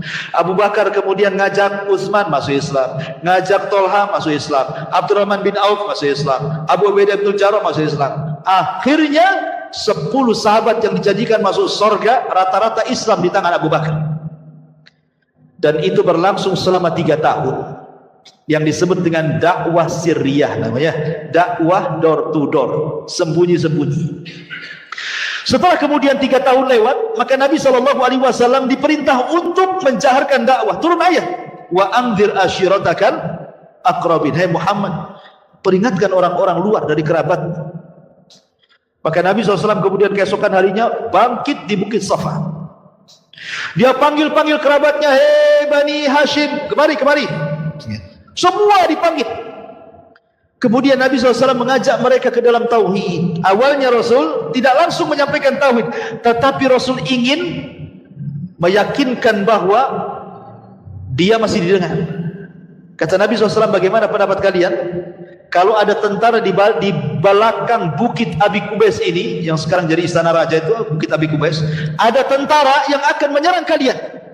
Percaya nggak dengan ucapan? Mereka mengatakan, percaya wahai Muhammad, karena engkau tidak pernah berdusta. Ya. Jadi kalau orang yang jarang berdusta kalau ngomong pasti dipercaya. Kalau orang banyak dusta sekali ngomong walaupun benar, hoax kan gitu. Hoax gitu. Padahal benar tuh, karena dikenal suka dusta masalahnya. Artinya bahwa kalau orang suka jujur, maka ditulis di hadapan Allah dan distempel dahinya, engkau ini penjujur. Manusia pun percaya dengan dia. Tapi kalau orang dusta itu susah dipercaya. Ya, nitip dompet mau wudu saja nggak percaya sama dia. Saya bawa aja gitu. Masyarul muslimin yang dimuliakan Allah Azza wa Jalla. Akhirnya kemudian Nabi SAW mulai mendakwahi kerabatnya. Saat Rasul menyampaikan tauhid, mengajak manusia di tengah-tengah kerabatnya, rupanya di tengah-tengah kerabatnya muncul pamannya Abu Lahab. Maki-maki Rasul, marah-marah mengatakan, ya Muhammad, alihada jamatan. Muhammad, untuk ini kau kumpulkan kami. Saya kira untuk apa? Tabban laka sairul yaum. Celaka kau dari mulai awal sampai akhir gitu. Celaka kau. Dicaci maki Rasul di hadapan orang. Rasul ini dia berakhlak. Ini pamannya. Ya. Jangankan kepada pamannya, kepada orang lain pun Rasul tidak akan menjawab cacian dengan cacian, makian dengan makian. Rasul diam sajalah dicaci maki. Dan itu akhlak Nabi. Kalau kita kan tidak bisa. Dia caci kita maki balik. Itu ya. Nah, Rasul diam saja, caci maki pamannya di hadapan orang lagi, ikhwan. Kan memalukan itu. Tapi Rasul diam. Tapi Allah diam? Tidak. Allah tidak diam. Man 'ada li waliyan faqad adzantuhu bil harb. Siapa yang memusuhi waliku, maka dia telah memandangkan perang bersamaku, kata Allah. Tidak bisa. Allah kemudian mengutus Jibril. Jibril, sampaikan kepada Rasul. Akhirnya Allah menitipkan wahyu kepada Jibril. Kemudian Jibril datang kepada Rasul. Rasul masih sedang berdiri di Bukit Safa. Orang-orang Arab masih ada di situ. Kerabat-kerabat. Tiba-tiba Jibril memasukkan ke dalam hati Rasul suratul Lahab. Suruh dibaca di depan manusia. Maka Rasul mengatakan, a'udzu billahi minasyaitonir rajim, bismillahirrahmanirrahim, tabbat yada abi lahab wa tab. Celaka kedua tangan Abi Lahab, wa tab, dan celaka. Ma agna anhu maluhu wa ma kasab. Harta dan anaknya percuma, tidak bermanfaat di hadapan Allah. Sayasla naran dzata lahab. Dia akan masuk ke neraka yang menyala-nyala. Wa imra'atuhu, istrinya juga sama, Ummu Jamil Arwa bintu Harib itu. Hammalatal hatab, bawa kayu bakar ke sana kemari. Fi jidha belum dimasak. Nanti di akhirat kalung yang dijual untuk musuh Nabi akan diganti dengan kalung sabut kelapa dan akan menyala di lehernya. Orang Arab itu, mereka tidak pernah mendengar Quran. Baru kali itulah mereka mendengarkan Quran. Sehingga mereka menyangka itu syair. Dan mereka terbiasa menghafal syair. Ketika Rasul menyebutkan tabbat yada abil, karena ini pendek, terekamlah di otak-otak orang-orang yang hadir di situ. Disangkanya Rasul sedang bersyair. Pulanglah setelah kejadian itu, mereka pun membaca di rumah ini tabbat yada, di tabbat yada, di pasar tabbat yada. Apa enggak stres Abu Lahab itu? Stres Abu Lahab itu bagian. Karena semua baca tabbat yada disangka syair. Ya, di mana-mana baca tabbat yada itu. Subhanallah. Dan Allah Subhanahu wa taala Maha Adil. Karena Abu Lahab yang pertama kali memuji Rasul sebelum ada Abu Jahal dan yang lainnya, Allah letakkan surah Tabbat itu di surat yang paling pendek dalam juz amma. Allah tidak sisipkan di Al-Baqarah, di Al-Imran, nanti jarang orang baca. Ya. Tapi Allah letakkan di surat yang paling pendek di juz amma sehingga orang semua hafal, anak kecil hafal, antum hafal. Ya. Bahkan imam itu tabat terus tuh kalau baca. Seolah-olah Abu Lahab ini dikutuk sampai kiamat tuh sama imam-imam tuh. Coba bayangkan ya, al-jaza min jinsil amal nih kan. Balasan itu sesuai dengan amalannya. Akhirnya kemudian Arwa bintu Harbin atau Ummu Jamil kunyahnya mendengar suaminya diejek dengan turunnya surah Alam. Dia kan gak hadir di majelis itu. Marah dia sama Rasulullah SAW. Dibawanya batu. Dicarinya Nabi SAW, rupanya Rasul sedang duduk bersama Abu Bakar bersender di kiswah Ka'bah. Dari kejauhan kata Abu Bakar, Rasul, adalah istrinya Abu Lahab. Ingat, Arwa bintu Harbin bukan orang biasa. Arwa bintu Harbin ini saudarinya Abi Sufyan. Abi Sufyan ini sekelas Abu Jahal, pemimpin Quraisy. Bahkan dia yang memimpin orang-orang Quraisy di perang Uhud sehingga kaum muslimin kalah. Jadi Arwa bintu Harbin ini saudari daripada Abi Sufyan bintu Harbin. Ya, karena Abu Lahab itu orang kaya. Dari paman Rasul yang paling kaya itu Abu Lahab. Kemudian ganteng, maka disebut Lahab. Kenapa Abu Lahab disebut Abu Lahab? Karena gantengnya. Orang Arab menyebutnya Abu Lahab. Lahab itu artinya cahaya yang keluar dari api, saking gantengnya. Ya. Jadinya Abu Lahab itu juga dapat istri, bukan orang sembarang kan, bukan wanita kaleng-kaleng kan gitu ya. Tentu wanita pejabat juga ya kan, menikah. Jadi Abu Bakar dikejar, ngapain tuh Arwa bintu Harbin mau kesini wahai Rasul? Biarin aja, biarin. Engkau akan lihat sendiri kita. Ketika sudah sampai di depan Rasul, Allah butakan matanya. Nabi di depannya enggak kelihatan. Kata Arwa bintu Harbin, ya Abu Bakrin, aina sahib? Mana kawan? Abu Bakar lirik-lirik Rasul. Rasul yang ngasih tanda saja. Ya. Kok gak bisa lihat depannya, kok gak nampak dia? Ya. Kemudian kata Abu Bakar, masya'nuki ya Ummu Jamil, mau apa kau mencari temanku? Maksudnya Rasul SAW. Maka dia mengatakan, balagani, katanya, telah sampai kepadaku, katanya kan, bahwa dia mencela suamiku. Kemudian dia membacakan bait syair, mudhammaman asaina wa amrahu qalaina ila akhir syair itu. Dia menyebut Muhammad itu menjadi mudhammam. Muhammad itu artinya banyak pujian, mudhammam itu banyak celaan. Aina mudhammam, mana mudhammam, katanya. Sambil pegang batu. Kata Abu Bakar, mau apa kamu itu? Kata Ummu Jamil Arwa bintu Harbin, "Lau ra'aituhu la aqamnahu bihadzal hajar fa." Kalau aku lihat akan ku lempar batu ini di mulutnya katanya. Kurang ngajar dia katanya. Terus pergi. Ya. Kata Rasulullah, lihat wanita itu ya Abu Bakar. Dia tidak sedang mencela aku. Dia tidak menyebut Muhammad tapi Mudzammam katanya. Siapa Mudzammam itu? Namaku kan Muhammad katanya. Dia salah orang katanya. Harusnya dia Muhammad. Saya kan bukan Mudzammam, saya Muhammad katanya. Muhammad itu banyak pujian, Mudzammam terbalik banyak celaan. Dia salah orang katanya. Biarkan saja katanya. Allah sudah butakan matanya katanya. Dan itu awal Abu Bakar menyaksikan mukjizat Nabi. Ya, nggak bisa kelihatan, itu mukjizat. Ya, jangan seperti orang dulu kalau ingin punya ilmu nggak kelihatan, maling pocong apa? Kali Jumat tali pocong, ya kan? Nah, siapa yang mati nyari Jumat digali, ambil tali pocongnya, nanti taruh diikat di kepalanya, nanti nggak nampak itu. Syaratnya telanjang katanya. Iyalah orang nggak nampak nggak boleh nengok. Kan itu. Tapi masyarakat muslimin yang dimuliakan Allah Azza wa Jalla. Intinya bahwa akhirnya kemudian permusuhan Abu Lahab dengan Ummu Jamil luar biasa kepada Nabi. Ya. Bahkan Ummu Jamil ini sampai dia ambil kalungnya untuk dijual. Ya. Dijual untuk apa? Biaya menyebarkan hoax. Jadi dia, karena kan teman-teman mamanya banyak kan, jadi ngerumpilah di teman-teman mamanya itu, ngadu domba sana sini, makanya disebut hammalat al-hatab. Ya, ngadu domba ke sana kemari. Jadi kalau Ummu Jamil menyakiti Rasul dengan lisannya, dengan cara menyebarkan hoax, kalau Abu Lahab dengan fisiknya, naruh kotoran di depan pintu Nabi. Ya, sampai ketika Rasul sallallahu alaihi wasallam melihat setiap ada kotoran di pintu rumahnya, Rasul mengatakan, apakah begini akhlak Arab, wahai saudara-saudaraku katanya. Datang Hamzah, belum masuk Islam Hamzah itu, masih kafir. Mendengar bahwa banyak kotoran di rumah pintu Rasul dan itu dilakukan oleh pamannya, Abu Lahab marah dia. Walaupun dia masih musyrik. Dia datang ke rumah Rasul, diambilnya kotoran, dicarinya Abu Lahab. Ketika sudah ketemu diletakkan di kepalanya katanya. Kemudian mengatakan, hei Abu Lahab, kau jangan macam-macam dengan ponakanku si Muhammad, karena aku sudah mengikuti agamanya. Padahal belum, dia pura-pura saja supaya ingin membela Rasulullah SAW, karena sudah keterlaluan, bukan akhlak Arab ini. Jadi sampai seperti itu, akhirnya justru kata-kata itu menjadi sebuah kebaikan. Akhirnya Hamzah masuk Islam kan itu.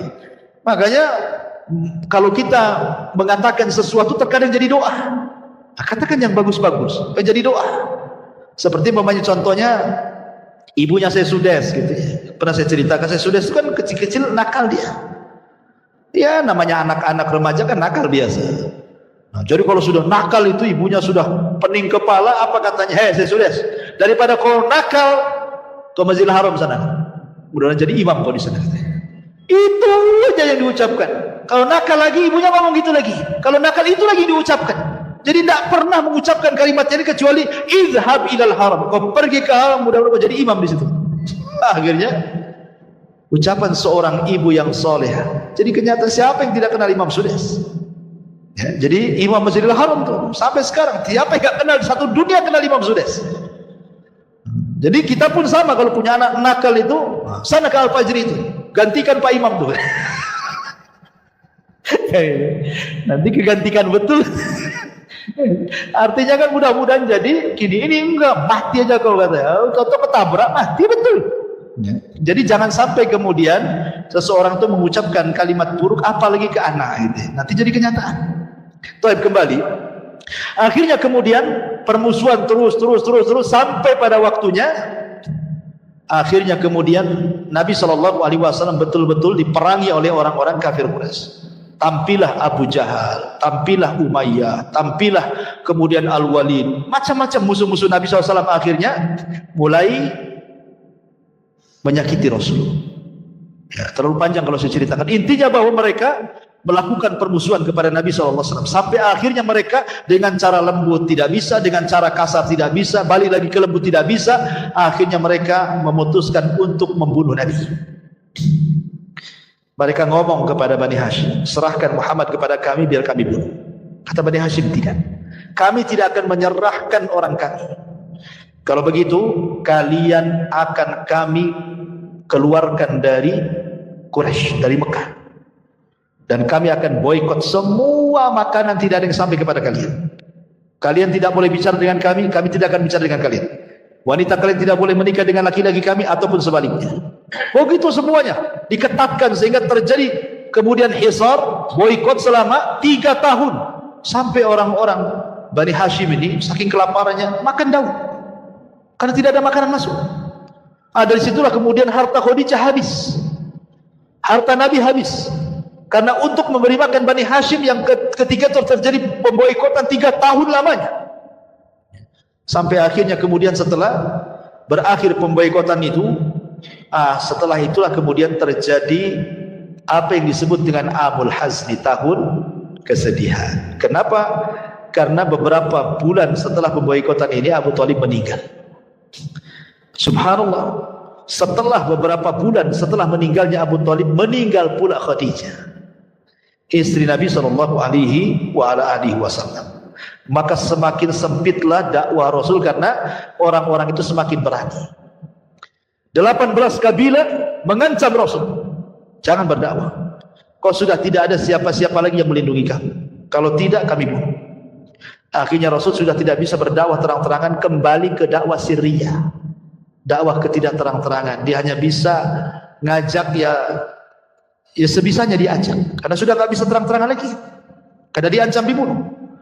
Akhirnya semakin buruk suasananya, maka Rasul kemudian beringin mencari areal baru untuk berdakwah.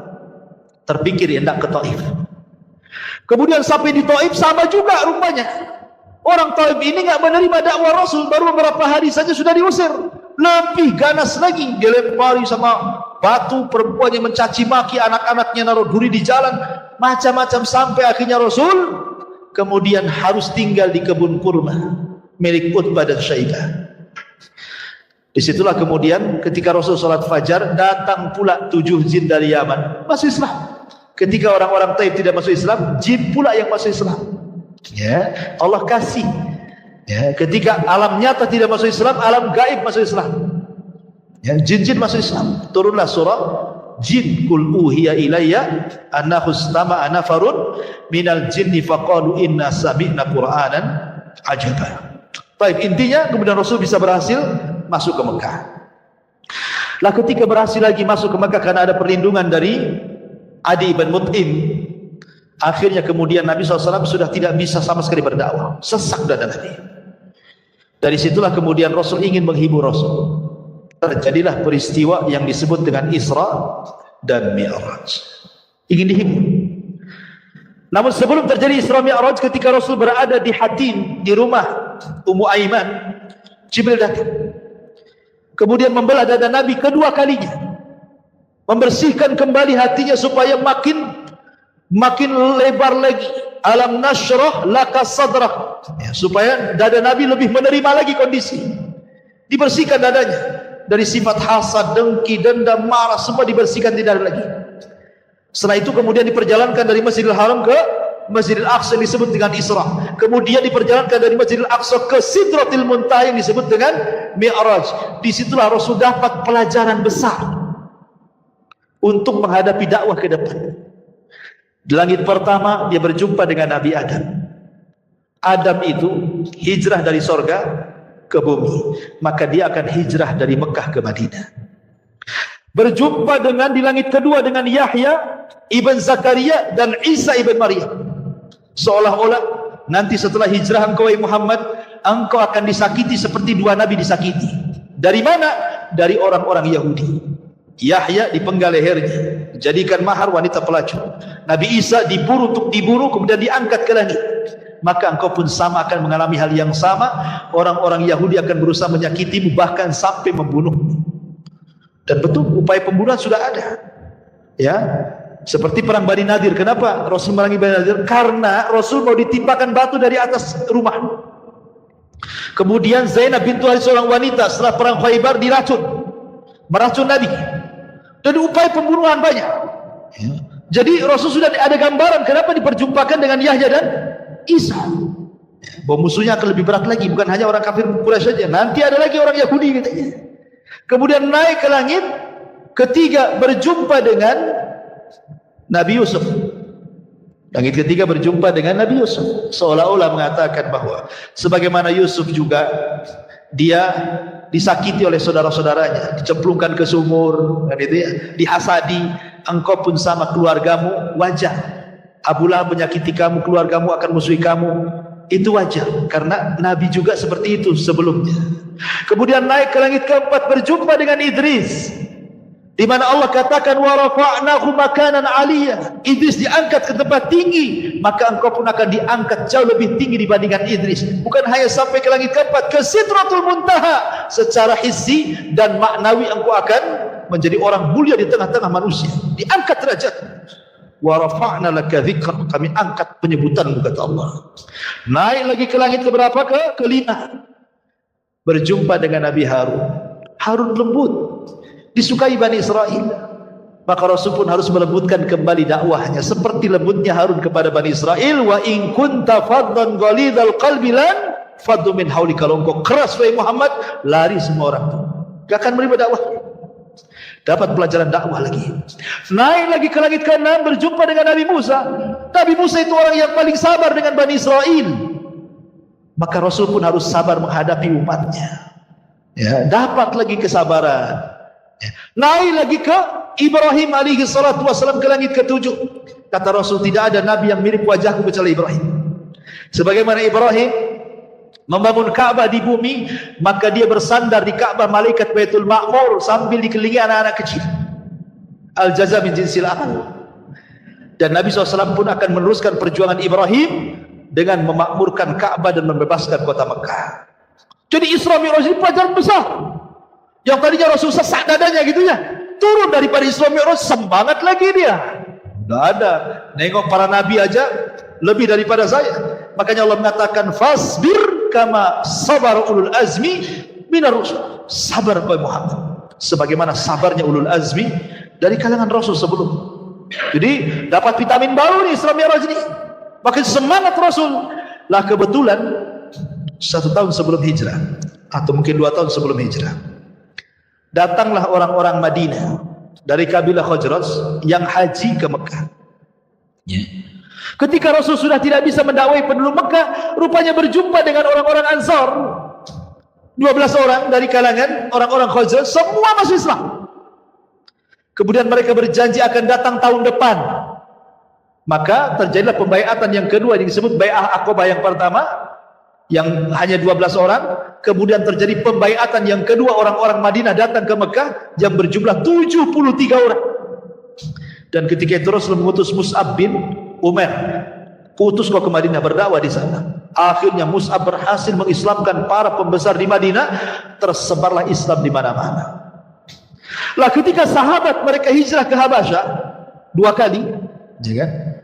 Maka Rasul mengatakan, Allah sudah mengizinkan aku untuk hijrah dan Allah sudah menentukan tempat untuk hijrah. Maka semua yang ada di Mekah hijrah ke Madinah, semua yang ada di Habasyah pulang gabung ke Madinah. Nah, terjadilah hijrah pertama Rasul. Yang sebelumnya sahabat sudah hijrah ke Habasyah, tapi ini pertama Rasul hijrah dari Mekah. Bayangkan, Nabi SAW ketika hijrah itu usianya berapa tahun? Diangkat jadi Nabi saja 40 tahun. Kemudian Rasul tinggal di Mekah ketika diangkat jadi Nabi dan Rasul 13 tahun. Berarti Rasul itu ketika hijrah usianya 53 tahun. Sudah tua, 53 tahun. Tidak pernah meninggalkan kota kelahirannya, tiba-tiba diusir. Coba Anda bayangkan, kita diusir dari Indonesia, dari NKRI, disuruh kemana? Kayak orang-orang atau apa itu, Myanmar deh. Kan kita lihat tuh orang-orang saudara-saudara kita Muslim dari Myanmar kan yang diusir itu sampai tenggelam-gelam di kapal tuh kan, ya, apa Muslim Uighur tuh kan. Coba bayangkan gimana rasanya diusir dari negerinya kan itu ya. Makanya Nabi SAW kemudian sebelum hijrah dia naik ke atas gua, ke Gua Hira, ya. Kemudian dipandangnya Mekah. Dia mengatakan, wahai Mekah, engkau tempat yang terbaik dan suci. Kalau bukan karena kaumku mengusirku, aku tidak akan tinggalkan kamu, katanya. Nah, itulah wasiat Rasul. Rasul berangkat ke Madinah. Disinilah era baru. Dan inilah kisah kedua hijrah Rasul berada di bulan Rabiul Awal, pertengahan kisah kelahiran hijrah. Kemudian Rasul hijrah ke Madinah. Lah di kota Madinah ini karena sudah banyak pendukungnya, maka Nabi SAW pertama kali datang ke kota Madinah, apa yang dilakukannya? Membangun Masjid Quba. Pondasinya dulu, kemudian setelah beberapa hari berangkat ke Madinah. Di perjalanan dia singgah, karena kebetulan hari Jumat, akhirnya Rasul melaksanakan Jumat pertama kali di tengah Quba dan Madinah. Sampai di kota Madinah, dia bangun masjidnya. Ini disebut dengan Masjid Nabawi. Dan itulah masjid terbaik setelah Haram, kemudian setelah Nabawi adalah Aqsa. Kata Rasul, la tushaddu rihal illa ila thalathati masjid. Tidak boleh safar niat ibadah kecuali ketiga masjid: Masjidil Haram, Masjid Nabawi, dan Masjidil Aqsa. Apa yang dilakukan Rasulullah SAW? Kenapa membangun masjid? Nabi SAW ingin supaya manusia itu lebih dekat dengan Allah. Karena hanya di masjid inilah orang lebih dekat dengan Allah. Makanya Nabi SAW kemudian membuat aktivitas semua di masjid. Ya, ngajar ya di masjid, dakwah di masjid, latihan jihad di masjid, putuskan kepada kabilah-kabilah di masjid. Tidak ada kecuali di masjid, tempat lain untuk membimbing umat kecuali di masjid. Itu masih di zaman Rasul itu semua di masjid. Coba bayangkan, sampai latihan perang di masjid. Coba di sini latihan perang, besoknya antum jadi teroris. Latihan manah dalam masjid gitu ya. Latihan kuda, nggak mungkin lah kudanya dimasukkan ke sini. Mungkin orang dia, tapi dulu seperti itu. Tapi sekarang subhanallah, alhamdulillah masjid ini masih ada kajian. Tapi ada masjid-masjid yang lain itu yang hanya untuk sholat 5 waktu saja kan. Ketika habis sholat 5 waktu pun dikunci. Jadi orang yang mau sholat itu disuruh di teras. Ya. Nanti malam-malam ditulis dilarang tidur. Wah, makin tak boleh lagi, makin sepi lah masjid. Makin sepi karena hanya untuk 5 waktu sholat saja. Tidur aja tidak boleh di situ kan itu. Jadi sepi. Kenapa ya? Mungkin alasannya takutlah kalau seandainya masjid dibuka lebar-lebar gak ada kuncinya, nanti jangan lagi kotak infak hilang, kotak-kotaknya hilang, jam mungkin ini ampli semua hilang semua kan itu ya. Karena sekarang ini tidak ada tempat yang lebih aman. Dulu tempat aman itu rumah dan masjid. Rumah pun tak aman, masjid pun tak aman. Sekarang nggak ada tempat yang paling aman. Kemana coba?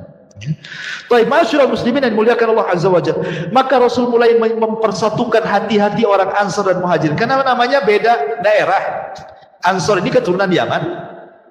Orang-orang Muhajirin ini memang asli orang Mekah, keras-keras orangnya. Ya kan? Orang Yaman kan lembut-lembut orangnya. Nabi SAW kemudian ingin menyatukan, mempersaudarakan. Dikenallah sejarah bagaimana Rasulullah SAW mempersaudarakan sekitar 70 orang lebih gitu yang pertama kali. Kita kenal ada persaudaraan antara Salman Al-Farisi dengan Abu Darda.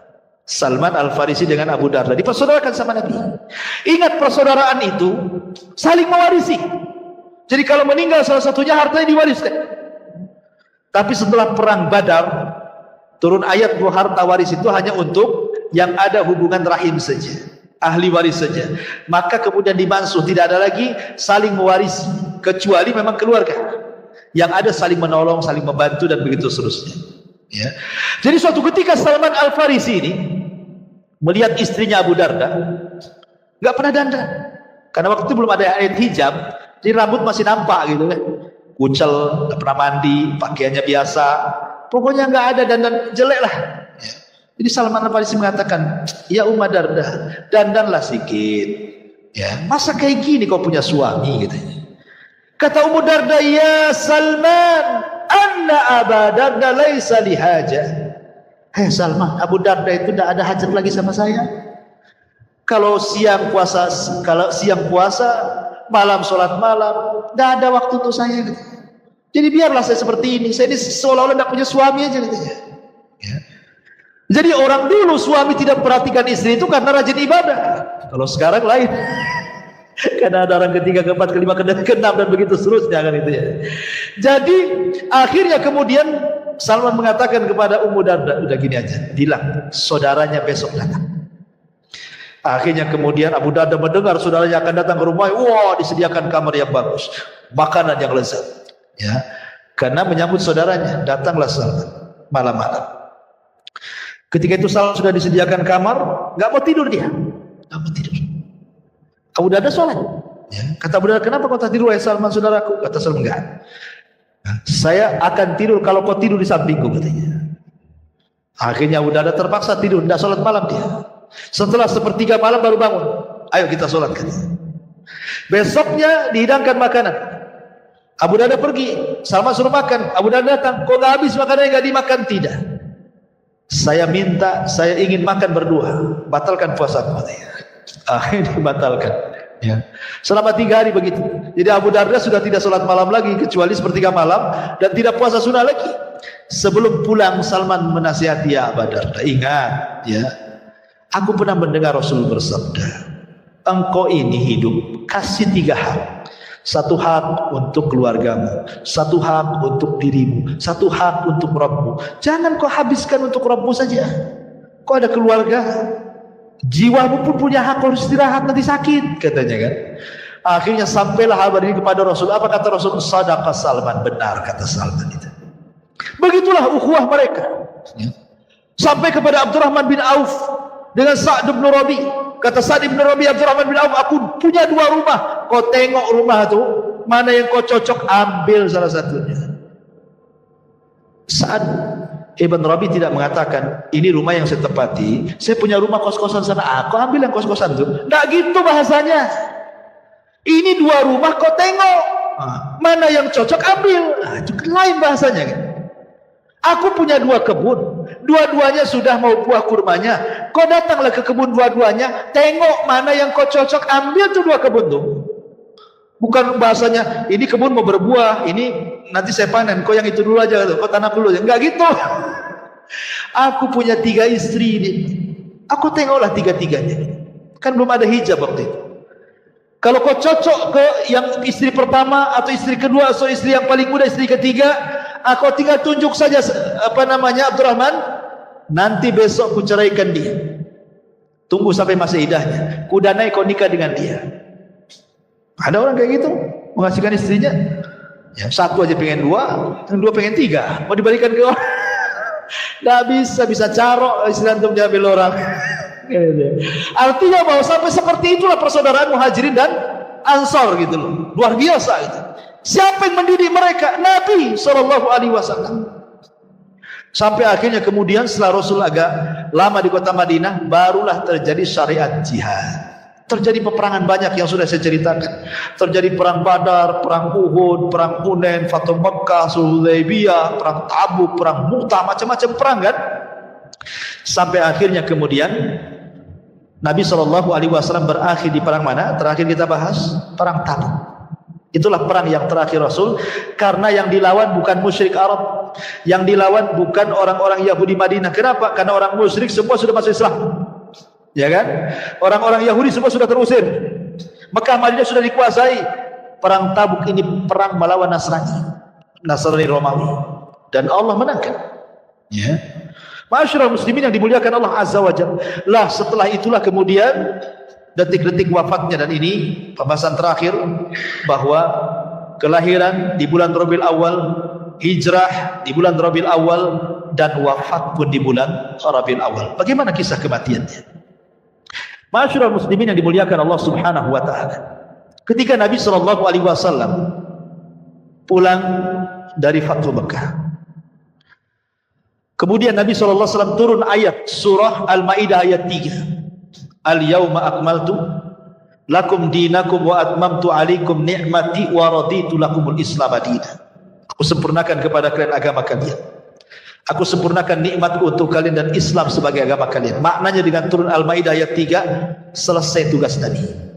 Apa? Selesai. Rasul sudah menyampaikan risalah semuanya. Agama sudah sempurna. Apalagi yang mau ditambah? Makanya kemudian Nabi SAW beberapa hari sebelum wafatnya, Nabi mengajak para sahabat untuk berziarah ke kuburan Uhud, ke kuburan syuhada Uhud. Rasul ingin katakan kepada para sahabat, kalaulah bukan karena Allah kemudian mereka, kalian tidak akan seperti ini sekarang. Rasul tidak pernah melupakan jasa orang, apalagi sudah meninggal dan sangat berjasa. Ya Rasul mengajak para sahabat ke kuburan Uhud. Kalau bukan karena Allah, kemudian mereka nggak mungkin Mekah jadi negara Islam, Madinah jadi negara Islam, semua orang masuk Islam. Maka Nabi SAW mengucapkan salam kepada mereka, Assalamualaikum ya ahla Uhud. Ya. Nas'alullah walakumul afiyah wa inna insyaallah bikumul lahiqun. Keselamatan bagi kalian wahai syuhada Uhud, katanya. Sesungguhnya kami hanya meminta kepada Allah agar Allah memaafkan diri kami dan juga kalian, dan ingat kami pun akan menyusul kalian, kata Rasul. Kemudian Rasul pulang. Di tengah jalan Rasul menangis. Semua sahabat menangis. Kemudian sahabat bertanya, kenapa Rasul menangis? Kata Nabi SAW, Ishfaqtu ikhwani. Aku rindu dengan kawan-kawanku, wahai sahabat.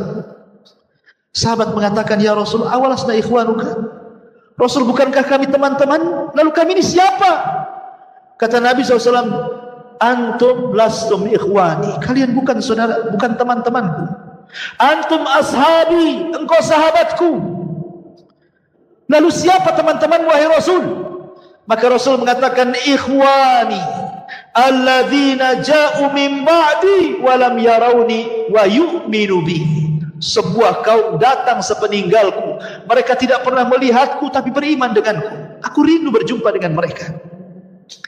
Akhirnya kemudian Rasul pulang, sampai akhirnya dia pun pada giliran rumah Maimunah.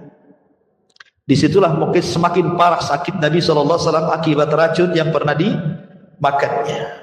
Sakit parah Rasul. Kemudian Rasul mengatakan kepada Maimunah, wahai Maimunah, kumpulkan istri-istriku yang lainnya, kumpulkan. Kemudian berkumpullah istri-istri Nabi SAW, mengatakan, kata Rasul, sudikah kalian kalau seandainya malam-malam terakhirku bersama Aisyah? Kata istri-istrinya, silahkan wahai Rasul, keputusanmu ada di tangan. Akhirnya kemudian Rasul memanggil Abbas dan juga Ali untuk menggendong dia, karena dia tidak bisa taparah ke rumah Aisyah. Kenapa rumah Aisyah? Karena satu-satunya kamar yang Jibril turun hanya di rumah Aisyah. Jibril tidak pernah turun di rumah istri-istri yang lainnya. Itu yang menjadikan kenapa Rasul sayang dengan Aisyah. Jibril saja sayang dan menyampaikan salam kepada Aisyah radhiyallahu anha, dan tidak ada istri Rasul selain Khadijah yang mendapatkan salam dari Jibril kecuali Aisyah dan Khadijah. Tapi Khadijah lebih daripada Aisyah. Bukan hanya Jibril nitip salam, Allah nitip salam kepada Khadijah.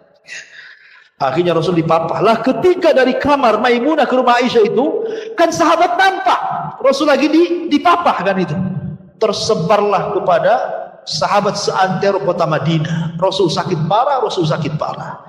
Khawatir para sahabat. Semua datang dari rumah-rumah mereka, mengutus orang-orang mereka, suruh melihat kondisi Nabi seperti apa. Akhirnya orang pun menunggu di Masjid Nabawi, karena saking banyaknya sampai keluar masjid. Kemudian suara mereka, tangis kesedihan mereka sampai masuk di kamar Aisyah. Kata Rasul, ada apa? Kok banyak gaduh kali di luar itu? Kata Aisyah radhiyallahu anha, dia mengatakan, mereka sahabat-sahabat Rasul, mereka mengkhawatirkan kamu. Akhirnya kata Rasul mengatakan, panggil Abbas dan Ali. Panggil Abbas dan Ali. Kata Rasul, papa, aku ingin melihat sahabatku, katanya. Akhirnya kemudian Nabi SAW masuk ke Masjid Nabawi. Itulah kemudian Rasul dengan tertatih-tatihnya naik ke atas mimbar, dan itulah khutbah terakhir Rasul. Karena setelah itu Rasul tidak pernah lagi khutbah karena meninggal. Rasul berkhutbah di situ. Salah satu khutbah Rasul, dia mengatakan, "Man kuntu akhadtu malan, fahada mali falyakhudh minhu." Wahai sahabatku, siapa yang dulu ku ambil hartanya, ini hartaku ambil sekarang. Wa man kuntu darabtu dhahran, siapa yang dulu ku pukul pundaknya, fahadha dhahri falyaqtas minhu, silahkan pukul aku sekarang. Wa man kuntu syatamtu irdan, fahadha irdi falyaqtas minhu, atau dulu pernah ku caci, ku maki, ku rendahkan, ku gibah, ini kehormatanku, caci sekarang, maki sekarang, rendahkan sekarang. Seolah-olah Rasul ingin mengajarkan kepada kita bahwa di akhir-akhir hayat itu kalau bisa jangan membawa dosa. Jangan membawa dosa. Kalau orang sudah sakit dan parah, ya, kalau bisa minta maaf orang lain. Jangan kemudian setelah meninggal sibuk pula orang berdiri, ya kalau jenazah ini ada hutang, ini keluarganya bisa bayar sama beliau, gitu.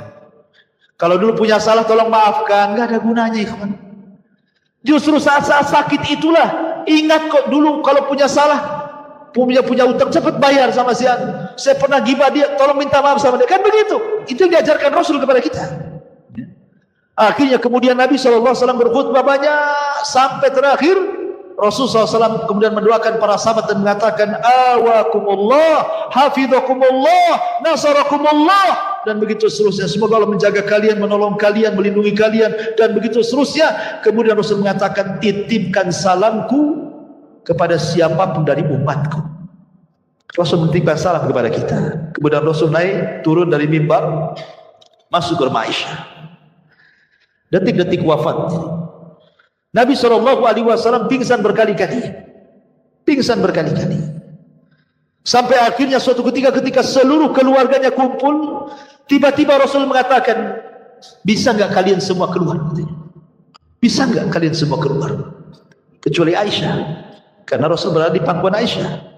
Maka semua keluarganya, istrinya, semua keluar, anak-anaknya. Rupanya maksud Rasul itu kenapa? Karena di depan pintu ada malaikat Jibril dan malaikat maut. Jibril minta izin untuk masuk. Kemudian setelah Jibril mengucapkan salam dan memberitahu bahwa dia bersama malakul maut, kemudian Nabi SAW diberikan pilihan oleh Jibril. Apakah engkau akan tetap hidup? So, malaikat maut tidak akan mencabut hari ini, dan engkau akan senang dengan apa yang kau telah perjuangkan selama ini, ataukah engkau akan menyusul saudara-saudaramu di Rafiqil A'la sana, di surga yang paling tinggi bersama para nabi, orang-orang soleh, para siddiqin, para syuhada? Ya. Pilih mana? Maka Rasul tiba-tiba mengisyaratkan tangannya. Aisyah mengatakan, demi Allah, aku baru perasan Rasul sedang diberikan pilihan. Karena setiap para nabi diberikan pilihan, mau hidup atau mati. Ya kan? Makanya kemudian Rasul menunjukkan sampai ke atas begini, ila rafiqil a'la, kata Rasul. Saya memilih ke atas, maknanya milih meninggal. Karena apa yang di sisi Allah lebih baik dibandingkan di dunia. Ya. Maka Rasul mengatakan, ala wa inna lil mauti lasaqar. Ingat, pada kematian itu ada rasa sakaratnya, ada rasa pedihnya, ada rasa sakitnya. Rasul merasakan sakit luar biasa, melebihi manusia biasa saat kematiannya. Tapi tentu maksudnya adalah rasa sakit yang diderita seorang mukmin saat kematiannya boleh jadi itu akhir menggugurkan semua kesalahannya. Tapi rasa sakit orang-orang kafir saat meninggal boleh jadi itu awal adab bagi dia. Ya. Makanya Nabi SAW kemudian terakhir mengucapkan as-salatu salah wa ma malakat aymanukum.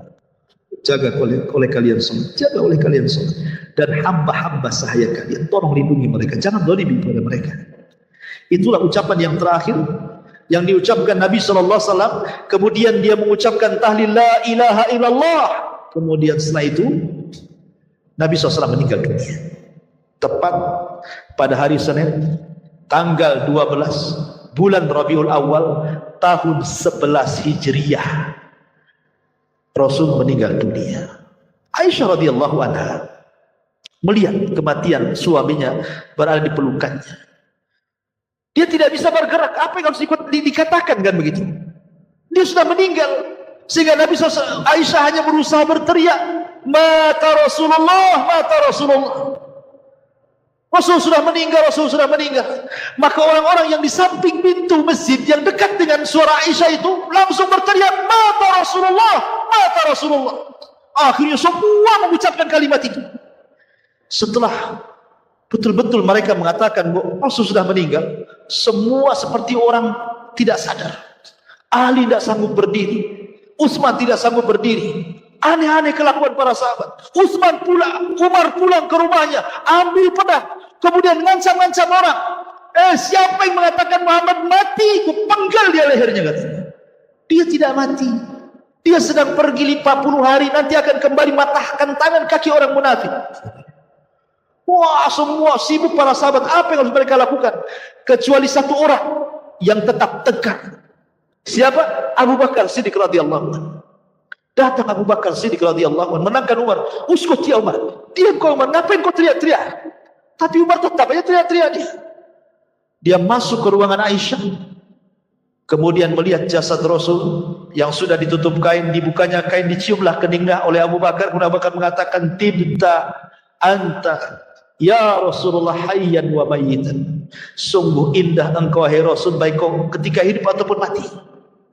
Kemudian dicium keningnya, ditutup lagi. Kemudian dia keluar masjid.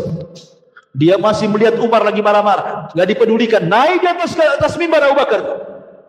Kemudian Abu Bakar mengatakan di hadapan manusia, ayyuhan nas, man kana minkum ya'budu Muhammadan fa inna Muhammadan qad mat, wa man kana ya'budu Allah fa inna Allah hayyun la yamut. Manusia, siapa di antara kalian yang masih menyembah Muhammad, Muhammad sudah mati. Tapi siapa di antara kalian yang menyembah Allah, Allah zat yang tetap hidup dan tidak akan pernah mati. Kemudian Abu Bakar membacakan satu ayat, wa ma Muhammadun illa rasulun qad khalat min qablihi rusul afa immata aw qutilan qalabtum ala aqabikum wa man yanqalib ala akibaihi falan yadurrallaha syai'a wa sayazillahu syakirin. Tidaklah Muhammad itu melainkan sama dengan rasul-rasul sebelumnya. Apakah kalau dia meninggal atau dia dibunuh kalian akan murtad lagi? Demi Allah, siapapun yang murtad dari agama kalian tidak memadaratkan Allah sama sekali. Karena Allah hanya membalas orang-orang yang bersyukur di antara kalian. Kata Anas bin Malik, demi Allah, ketika Abu Bakar membacakan ayat ini, seolah-olah ayat ini baru turun, padahal sudah turun dari zaman Nabi. Semua sadar bahwa Rasul sudah meninggal. Maka Rasul SAW kemudian meninggal di hari Senin dan baru dikebumikan di hari Rabu. Setelah terangkatnya Abu Bakar Siddiq menjadi khalifah sepeninggal Nabi sallallahu alaihi wa ala alihi wasallam.